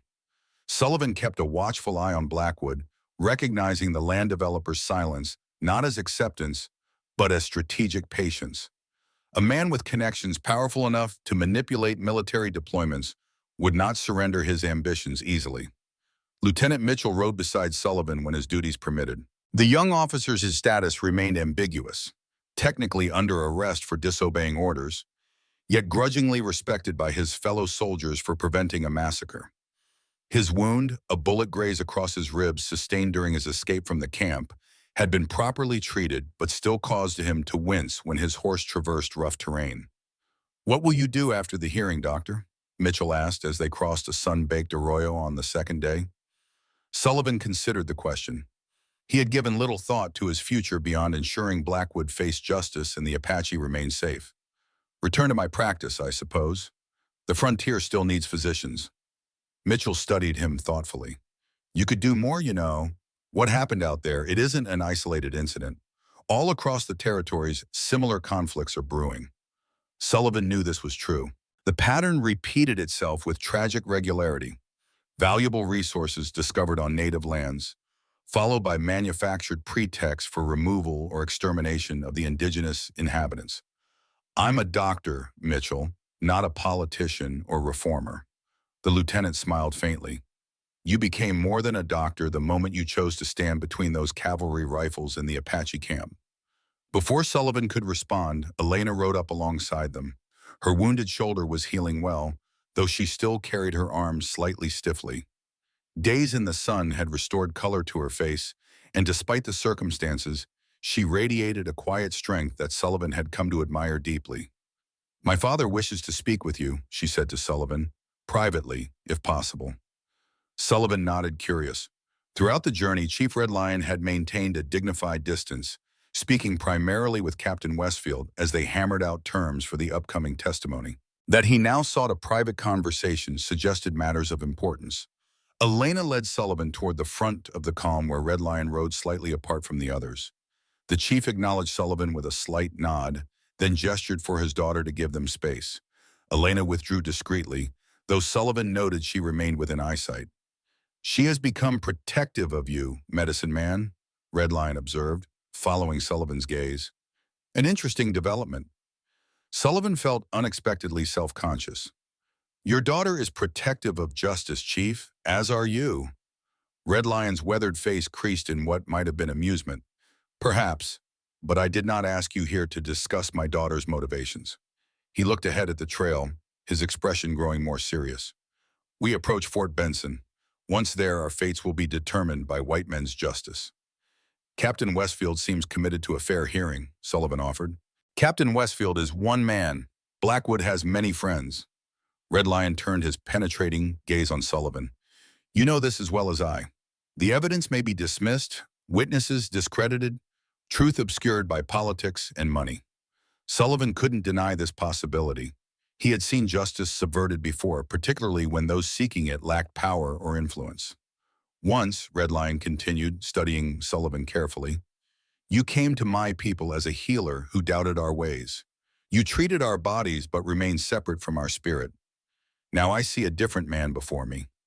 Sullivan shifted uncomfortably under the chief's penetrating gaze. "Perhaps I've learned to see more clearly." "And what do you see now, medicine man?"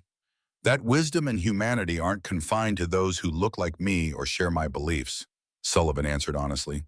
"That I've been walking with one eye closed for much of my life." Red Lion nodded, satisfaction evident in his expression. "Then perhaps you are ready for what I will ask." "What would you have me do?" Sullivan asked. Red Lion reached into a pouch at his belt and withdrew a small object wrapped in soft deerskin. "Before we enter your fort, I would ask you to accept this." He handed the bundle to Sullivan, who carefully unwrapped it. Inside lay a stone carving, small enough to fit in his palm, an eagle with outstretched wings, meticulously detailed despite its size. The stone itself had an unusual blue-green color that seemed to capture the light in its depths. "This is turquoise from the sacred mountains," Red Lion explained, "carved by my grandfather's grandfather. It has been passed through generations of our family as a symbol of protection and clear vision." Sullivan stared at the exquisite carving, understanding the significance of such a gift. "Chief, I cannot accept something so valuable." "You already carry my daughter's knife," Red Lion replied with subtle emphasis. "And you have carried our people's truth when others would bury it. The eagle sees far and fears no journey." Like you, medicine man. Reluctantly, but recognizing the offense refusal would cause, Sullivan carefully rewrapped the carving and tucked it into his inner pocket. I will honor it, he promised. Red Lion nodded, satisfied. There is another matter. Should the hearing go poorly, my people have prepared an escape route into the mountains. Elena knows the way. Sullivan's concerns sharpened. You expect betrayal? I prepare for all possibilities, Red Lion corrected. A leader must see not only the path ahead, but the hidden trails beside it.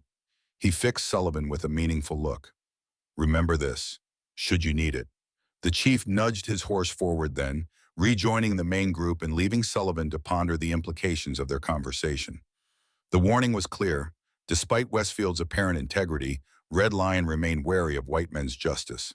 Sullivan couldn't blame him. History provided ample precedent for his caution. By late afternoon, the walls of Fort Benson appeared on the horizon, a sprawling military installation that represented the expanding American presence in the territory. As they approached, Sullivan observed increased activity along the ramparts. News of their arrival had evidently preceded them. They have dispatched riders, Mitchell noted, pointing to dust clouds moving rapidly away from the fort, probably carrying word to territorial officials. Sullivan wondered which officials those might be and where their loyalties lay. Blackwood's connections in Washington remained an unknown factor, potentially working even now to undermine their case. The fort's gates stood open as they approached, flanked by soldiers standing at attention. Captain Westfield led the procession through, acknowledging the salutes of his men with a grave nod. Sullivan felt the weight of dozens of curious stares as they entered the parade ground, not only from soldiers but from civilians who had gathered to witness the unusual sight of Apache leaders entering the fort voluntarily. Colonel James Westfield waited on the headquarters steps, his expression unreadable beneath his carefully groomed mustache. Beside him stood several officers and what appeared to be civilian officials, their attire marking them as representatives of territorial government. Captain Westfield, the colonel said, as they halted before him, I understand you've brought us quite a situation. Yes, sir, Westfield replied formally. Chief Red Lion and representatives of the Apache Nation have come under flag of truce to present evidence against Mr. Josiah Blackwood and his associates. They claim, and I have reason to believe, that Blackwood orchestrated false raids against settlers to provoke military action against the Apache. Murmurs rippled through the gathered crowd. The colonel's gaze swept over the assembled group, lingering on Blackwood's bound form, then moving to Red Lion and finally to Sullivan. Hargrove, he said, recognition and something harder in his tone. Your reputation precedes you. Sullivan straightened in his saddle. Colonel, you've inserted yourself into a complex situation, Doctor. Some might question your judgment or your loyalties. I serve truth and healing, Colonel, Sullivan replied evenly, as I always have. The colonel held his gaze a moment longer, then turned to address the entire group. A formal hearing will convene tomorrow at noon. Until then, Chief Red Lion and his people will be provided appropriate quarters within the fort. Mr. Blackwood and his men will be held in the stockade. Captain Westfield, secure all evidence and prepare written reports. He descended the steps, approaching Red Lion directly. Chief, you have my word as an officer that you and your people will receive fair treatment while within these walls. Red Lion acknowledged this with a dignified nod. We come in peace, Colonel, seeking only justice. Justice, the colonel repeated, something unidentifiable flickering across his features. A complicated concept in these territories, but we shall see what tomorrow brings. As the group dispersed to their assigned quarters, Sullivan found himself guided to the fort's medical building, a courtesy extended to him as a physician despite his ambiguous status. The structure was simple but well-maintained, with a small examination room, storage for medical supplies, and modest living quarters for the fort's regular doctor. Dr. Cromwell is currently away treating outlying settlements, explained the orderly who showed him in. You're welcome to use his quarters during your stay. Sullivan thanked the man, setting down his medical bag with relief. After days on horseback, the prospect of a real bed held genuine appeal, regardless of tomorrow's uncertainties. A soft knock at the door interrupted his thoughts. He opened it to find Elena standing in the fading daylight, her expression guarded. May I come in? She asked. Sullivan stepped aside, noting how she scanned the room before fully entering, a habit born of caution in potentially hostile territory. "Are your people settled comfortably?" he asked, closing the door. "As comfortably as one can be inside an enemy fortress," she replied dryly. "The soldiers are polite, but watchful. That's to be expected."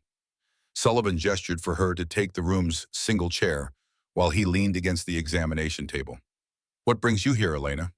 She studied him for a moment before speaking. "Two things. First, to inform you that one of Blackwood's men was seen speaking with a civilian official shortly after our arrival. A message passed between them." Sullivan frowned. "You think Blackwood is already working to undermine the hearing?" "I would be surprised if he were not," Elena said pragmatically. "Men like Blackwood always have contingency plans." "And the second reason for your visit?" Elena's posture shifted subtly, professional formality giving way to something more personal. "To thank you, Doctor. Few white men would have done what you did for my people." Sullivan shook his head. "I did what any person of conscience would do." "No," Elena contradicted firmly. "Most people of conscience merely regret injustice. They do not risk their lives to prevent it." She rose from the chair, moving closer. "You could have taken the evidence to Fort Benson directly. Instead, you chose to warn us first, knowing it might cost you everything." The intensity in her dark eyes made Sullivan unexpectedly self-conscious. "I gave my word," he said simply. "Yes," she agreed. "And unlike many, your word has substance." They stood in silence for a moment, the air between them charged with unspoken recognition. Sullivan became acutely aware of Elena as a woman rather than merely an ally. Her strength and intelligence, the quiet dignity with which she navigated between worlds. The moment stretched, then Elena stepped back, professional composure returning. "The hearing tomorrow, Blackwood will attempt to discredit you. He will paint you as an Apache sympathizer, possibly delusional or corrupted." "Probably," Sullivan agreed, both relieved and oddly disappointed by the return to practical matters. "It's a standard tactic when one cannot refute the evidence directly." "My father believes," Elena began, then hesitated, choosing her words carefully. "He believes we should be prepared for all outcomes, including the possibility that the hearing is merely a formality before a predetermined judgment." Sullivan remembered Red Lion's earlier warning and the mention of escape routes. "Does he truly have so little faith in Colonel Westfield's integrity?" "It is not about one man's integrity," Elena explained patiently. "It is about systems of power. Even an honorable colonel must answer to territorial governors who answer to Washington, where Blackwood claims powerful friends." She fixed Sullivan with a serious gaze. "If the decision goes against us, my people have a plan to leave quietly before any order of detention can be enforced." "And you're telling me this because—" "Because you must also be ready," Elena said, her voice lowering. "If Blackwood prevails, you will be in greater danger than any of us. The Apache can disappear into mountains where cavalry cannot follow. But you would be tried for treason," Sullivan finished grimly, "or simply eliminated more quietly." Elena nodded. "There will be a horse waiting behind the sutler's store after the hearing. If things go poorly, find your way there. A scout will guide you to safety." Sullivan considered her offer. Escape would mean abandoning everything, his practice, his identity, any hope of clearing his name. Yet the alternative could be a hangman's noose if Blackwood's influence ran as deep as they feared. "Let's hope it doesn't come to that," he said finally. "But thank you." Elena moved toward the door, then paused, her hand on the latch. "One more thing, Doctor. Whatever happens tomorrow, know that you have earned something few outsiders ever receive: the respect of the Apache. My father has already spoken your name in the tribal history to be remembered alongside those who stood for truth." Before Sullivan could respond, she slipped out, closing the door softly behind her. He stood motionless for several minutes, absorbing the implications of her visit. Then methodically, he began preparing for tomorrow's hearing, organizing the evidence, reviewing Jenkins's journal entries, and mentally reconstructing the sequence of events that had led him to this moment. Whatever happened, he would face it with the same clarity and purpose that had guided him through battlefields and epidemics. Some fights could not be won, but that never meant they shouldn't be fought. The fort's meeting hall had been transformed into a makeshift courtroom by the time Sullivan arrived the following day. A long table at the front served as the tribunal bench, behind which sat Colonel Westfield, flanked by Captain Westfield and three other senior officers. To one side, a smaller table held what appeared to be civilian officials, representatives from the territorial governor's office, Sullivan presumed. The room was crowded with spectators, soldiers, civilian employees of the fort, and settlers from nearby communities, all drawn by rumors of the dramatic confrontation between the military, a prominent businessman, and Apache leaders. Red Lion and his delegation sat with dignified composure despite the whispers and stares their presence generated. Elena, serving as official translator though her father needed none, positioned herself slightly behind the chief, her posture alert and wary. Blackwood and his associates occupied the opposite side of the room, no longer bound but still under guard. The land developer had somehow acquired a fresh suit despite his detention, presenting himself as a respectable businessman unjustly accused. His confident demeanor suggested he anticipated a favorable outcome. Lieutenant Mitchell sat near the front, his face showing the strain of his position, a decorated officer now potentially facing court-martial for his actions. When he caught Sullivan's eye, he offered a subtle nod of solidarity. Colonel Westfield called the hearing to order, his authoritative voice cutting through the murmurs of the assembled crowd. This tribunal has been convened to investigate serious allegations regarding recent violent incidents in the territory, he began formally. Captain Westfield, please present the situation as you understand it. Captain Westfield rose, addressing the tribunal with military precision. He outlined the events of the past week, Sullivan's appearance at the cavalry camp with evidence against Blackwood, the confrontation at the Apache encampment, and the documentation suggesting a deliberate conspiracy to provoke conflict. As the captain spoke, Sullivan observed the reactions of those present. The military officers listened with professional attention, but the civilian officials exchanged occasional glances that suggested skepticism or prior knowledge. Blackwood himself maintained a mask of indignant disbelief, occasionally shaking his head at particularly damning statements.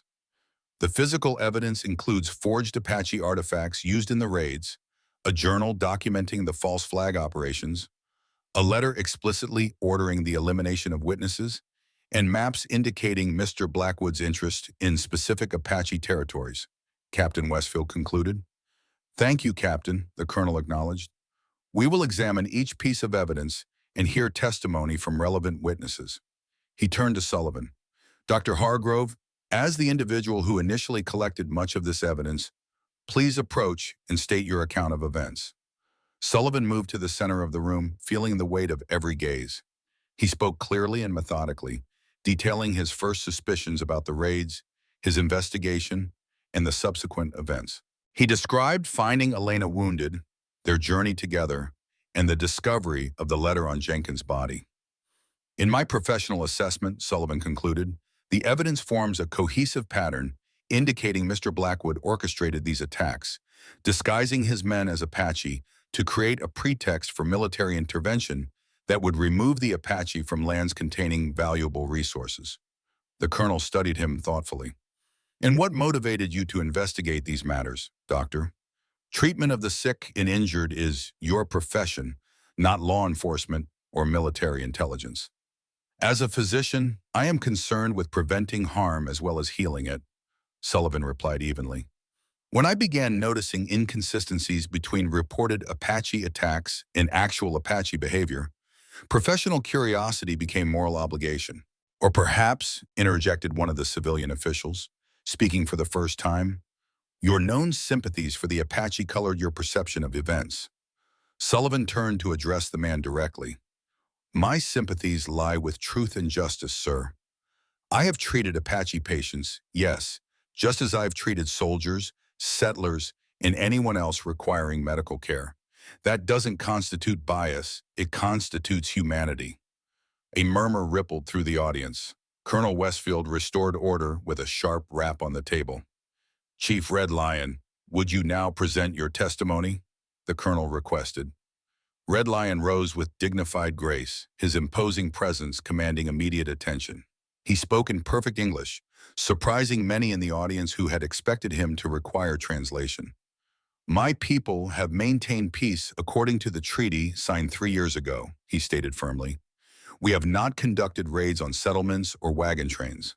The attacks attributed to us were performed by men wearing poor imitations of our sacred garments, attempting to provoke a war that would justify taking our ancestral lands. He gestured toward the evidence laid out on the tribunal table. The maps in Mr. Blackwood's possession mark a sacred area of our territory, one which contains not only gold deposits, but sites of spiritual significance to my people for countless generations. Colonel Westfield leaned forward. You admit knowledge of gold deposits on your lands, Chief? We have always known what lies beneath our mountains, Red Lion replied with dignity. That knowledge does not justify theft or massacre. The colonel nodded thoughtfully before turning to Blackwood. Mr. Blackwood, you have heard the allegations against you. What is your response? Blackwood rose smoothly, adjusting his jacket with the confidence of a man accustomed to commanding rooms. His voice, when he spoke, carried the practiced conviction of a skilled negotiator. Colonel, officers, distinguished representatives, I stand before you today, astounded by the web of falsehoods woven against me. I am a businessman and developer who has invested my life's fortune in bringing civilization and progress to this territory. He gestured dramatically towards Sullivan and the Apache delegation. This so-called evidence is nothing but a calculated fabrication by those who oppose American expansion. Dr. Hargrove's sympathies for the Apache are well documented. Is it so difficult to believe he would create false evidence to protect them, even at the expense of settler lives? Blackwood approached the tribunal table, his expression shifting to one of patriotic concern. Consider the source of these accusations, gentlemen. A wandering physician with no fixed residence or accountability, a junior officer manipulated by that same physician, and Apache leaders with every reason to deny responsibility for attacks while secretly coveting gold they've hidden from legitimate development. He picked up the letter that allegedly bore his signature. This document, a forgery, the journal, written after the fact to support a false narrative. The disguises, planted by the very people now accusing me. Sullivan watched with grudging admiration for Blackwood's performance. The man was skilled at manipulating perceptions, creating doubt where clarity had existed moments before. Around the room, uncertain glances suggested his approach was finding purchase among some listeners. Furthermore, Blackwood continued, his voice swelling with righteous indignation, I have documented evidence of Apache raids dating back 5 years, attacks witnessed by reputable citizens whose testimony is beyond question. He gestured, and one of his associates presented a folder to the tribunal. Sworn statements from surviving family members. Detailed descriptions of Apache warriors identified by their distinctive dress and methods. How does Dr. Hargrove explain these accounts? Before Sullivan could respond, Elena rose from her seat. Permission to address the tribunal, she requested formally. Colonel Westfield, somewhat surprised, nodded his assent. Elena approached, her bearing proud despite the hostile glances from some spectators. I have examined Mr. Blackwood's documented evidence, she said, emphasizing the questionable nature of his claims.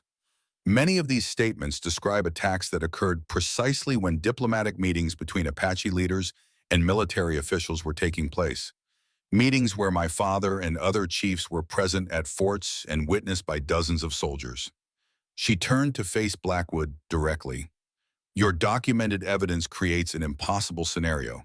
Apache leaders simultaneously negotiating peace at military installations while their warriors attack settlements. Unless you believe our chiefs can be in 2 places at once, your evidence self-destructs. A ripple of reaction passed through the audience. Blackwood's confident expression flickered briefly before he recovered. The clever division of responsibilities doesn't exonerate the Apache, he countered smoothly. Leaders negotiate publicly while warriors attack privately, a classic tactic of deception. Lieutenant Mitchell rose next, his military bearing contrasting with his precarious position.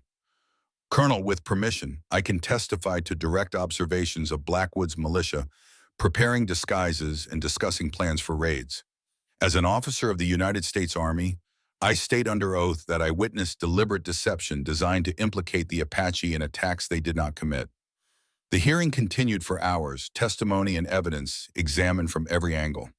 As the afternoon wore on, Sullivan observed a subtle shift in the room's atmosphere.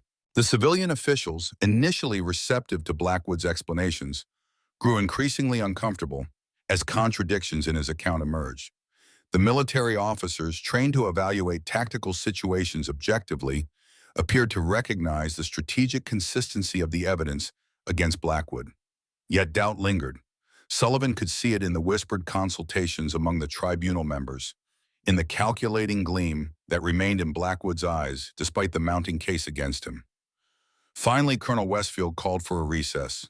"The tribunal will deliberate and render its judgment in 1 hour," he announced, rising from the table. As the room cleared, Sullivan found himself approached by Lieutenant Mitchell. "What do you think?" the young officer asked quietly. Sullivan considered the question carefully. "The evidence is compelling, but evidence doesn't always triumph over politics," Mitchell finished. "I noticed the civilian from the governor's office speaking with Blackwood's associate during the testimonies." "As did I," Sullivan confirmed grimly. "We've presented truth. Whether that's sufficient remains to be seen." Mitchell glanced around to ensure they weren't overheard. "Elena spoke to me earlier about contingencies." Sullivan nodded slightly. "Me as well." "I won't be able to join you," Mitchell said, regret evident in his voice. "Even if the verdict goes against us, I have to face whatever comes as an officer. Running would only confirm guilt in the eyes of the Army." Sullivan clasped the young man's shoulder. "You've shown more courage than most men demonstrate in a lifetime, Lieutenant. Whatever happens, remember that." As Mitchell moved away, Sullivan caught sight of Elena conferring urgently with her father. The chief's expression remained impassive, but something in his posture suggested he anticipated an unfavorable outcome. Sullivan approached them, keeping his voice low. "Chief, Elena, what's your assessment?" Redlion studied him with penetrating eyes. "The soldiers wish to believe their own honor. The politicians wish to believe in gold and progress. Which desire proves stronger will determine our fate." Elena's expression was more openly concerned. "The civilian officials have received communications from the territorial capital during the hearing. Whatever influence Blackwood possesses is being exercised." Sullivan nodded, unsurprised but disappointed nonetheless. "Then we should prepare for the worst while hoping for justice." "A wise approach, medicine man," Redlion agreed. "My people are ready." The hour passed with agonizing slowness. Sullivan found himself pacing the parade ground, watching the fort's activities with the detached perspective of a man whose future hung in delicate balance. Soldiers went about their duties. Civilians clustered in small groups, discussing the dramatic hearing. Blackwood remained secluded with his associates, undoubtedly planning his next moves regardless of the outcome. When the tribunal reconvened, the atmosphere in the meeting hall crackled with tension. Sullivan took his place, noting how Elena and her father sat with the calm dignity of those prepared for any eventuality. Across the room, Blackwood's expression held a subtle satisfaction that sent a chill down Sullivan's spine. Colonel Westfield called for order, his face betraying nothing of the decision reached. "After careful deliberation and examination of all evidence presented, this tribunal has reached the following conclusions." The room fell silent, every person present aware they were witnessing a moment that would shape the territory's future. "Regarding the allegations against Mr. Josiah Blackwood," the colonel continued formally, "we find sufficient cause for concern to warrant a full investigation by territorial authorities. Mr. Blackwood will remain in custody pending this investigation, with all evidence preserved for judicial review." Murmurs erupted around the room. Not the clear vindication Sullivan had hoped for, but neither was it the dismissal he had feared. Blackwood's satisfied expression faltered slightly. "Regarding the Apache Nation represented by Chief Redlion," the colonel proceeded, "we find no evidence of treaty violations or hostile intent. The Apache delegation is free to return to their lands, which remain protected under the existing treaty terms.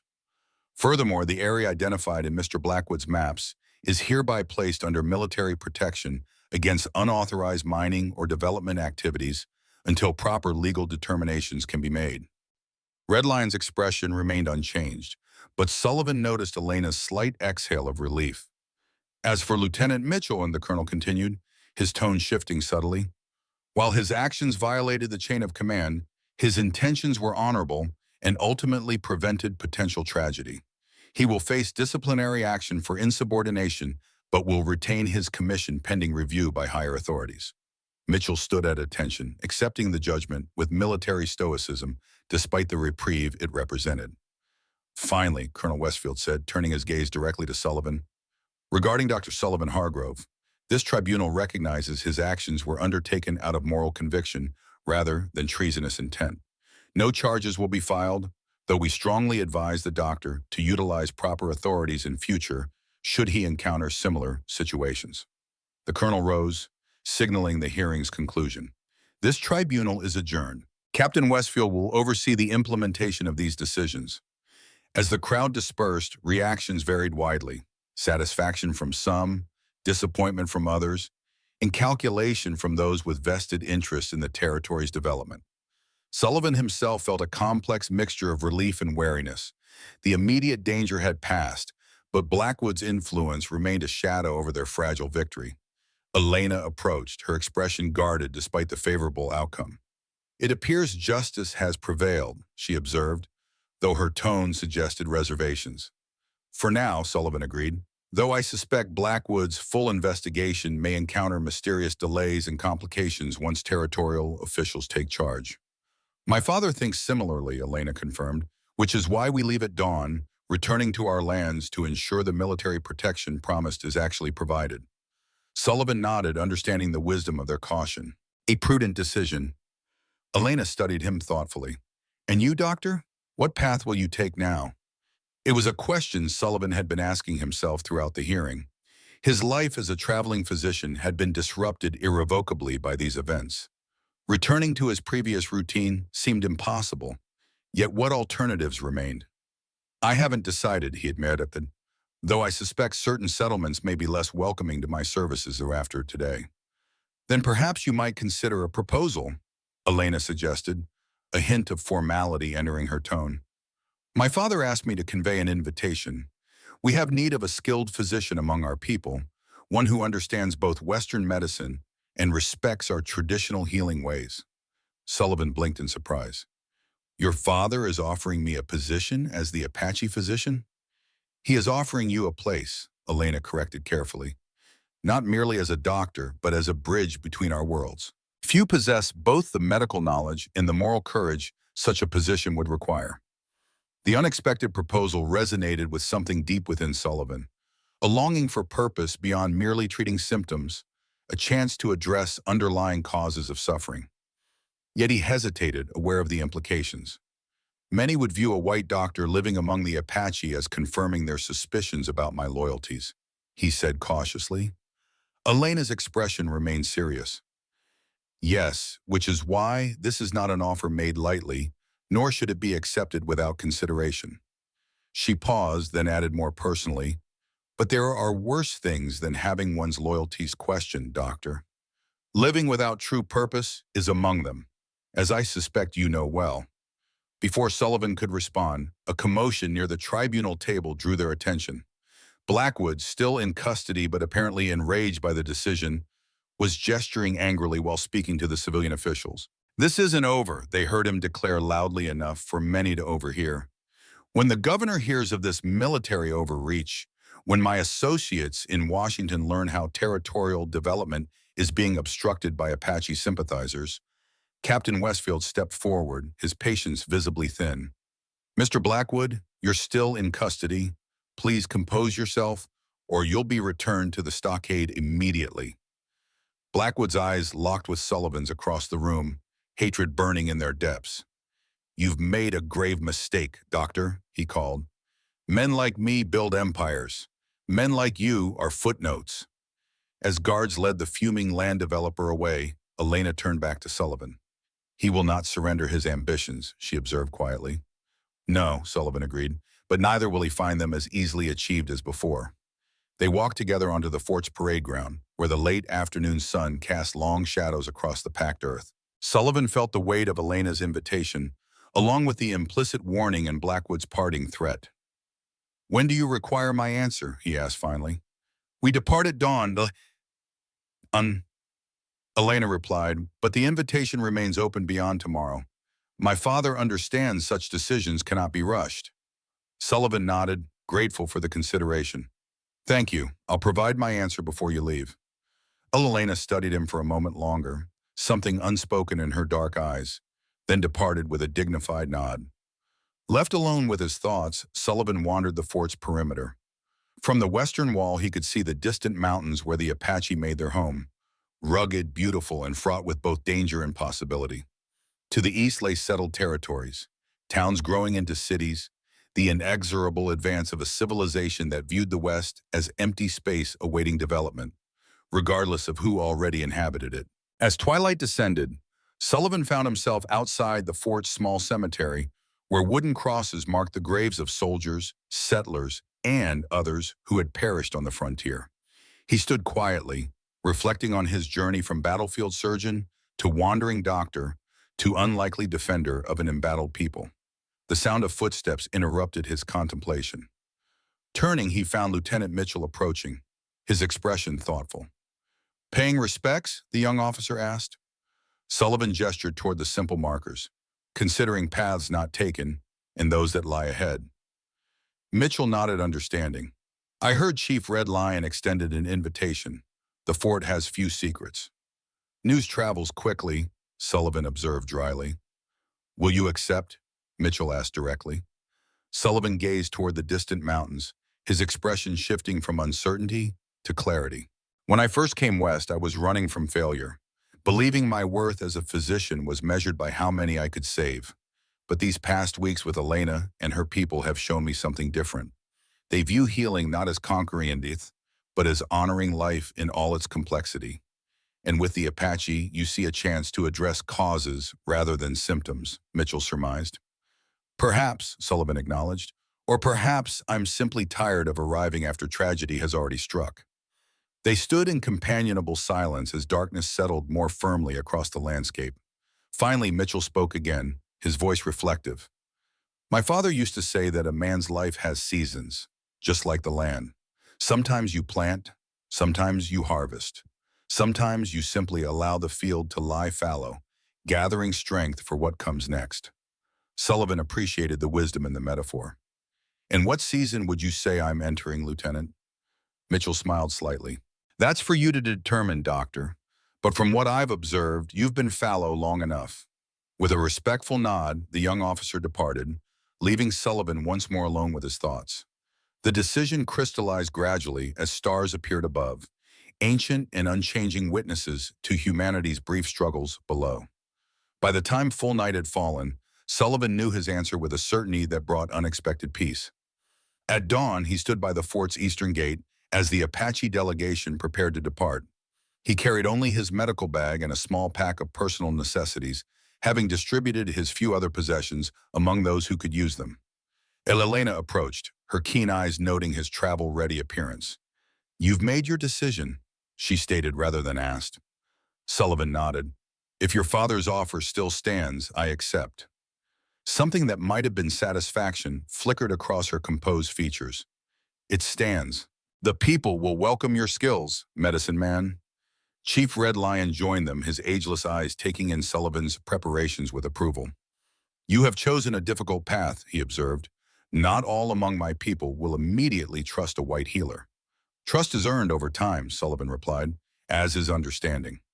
Red Lion nodded, satisfied with the response. "Then let us depart. There is much healing needed beyond these walls." As the small party moved through the gate into the golden light of dawn, Sullivan touched the leather journal in his pocket one last time before leaving it behind on a bench near the fort's gate. The burden of cataloging death had served its purpose. Now was the time for recording life and healing instead. The symbolism wasn't lost on him as he stepped away, lighter in both body and spirit. Behind them, Fort Benson stood as an outpost of one civilization. Ahead lay the mountains and valleys where another civilization endured despite all attempts to eliminate it. Sullivan Hargrove, no longer merely a doctor but now a bridge between worlds, rode toward the horizon with clear purpose for the first time in many years. The journey would not be easy. Blackwood's threats would eventually materialize in new challenges. The clash of cultures would continue across the territories.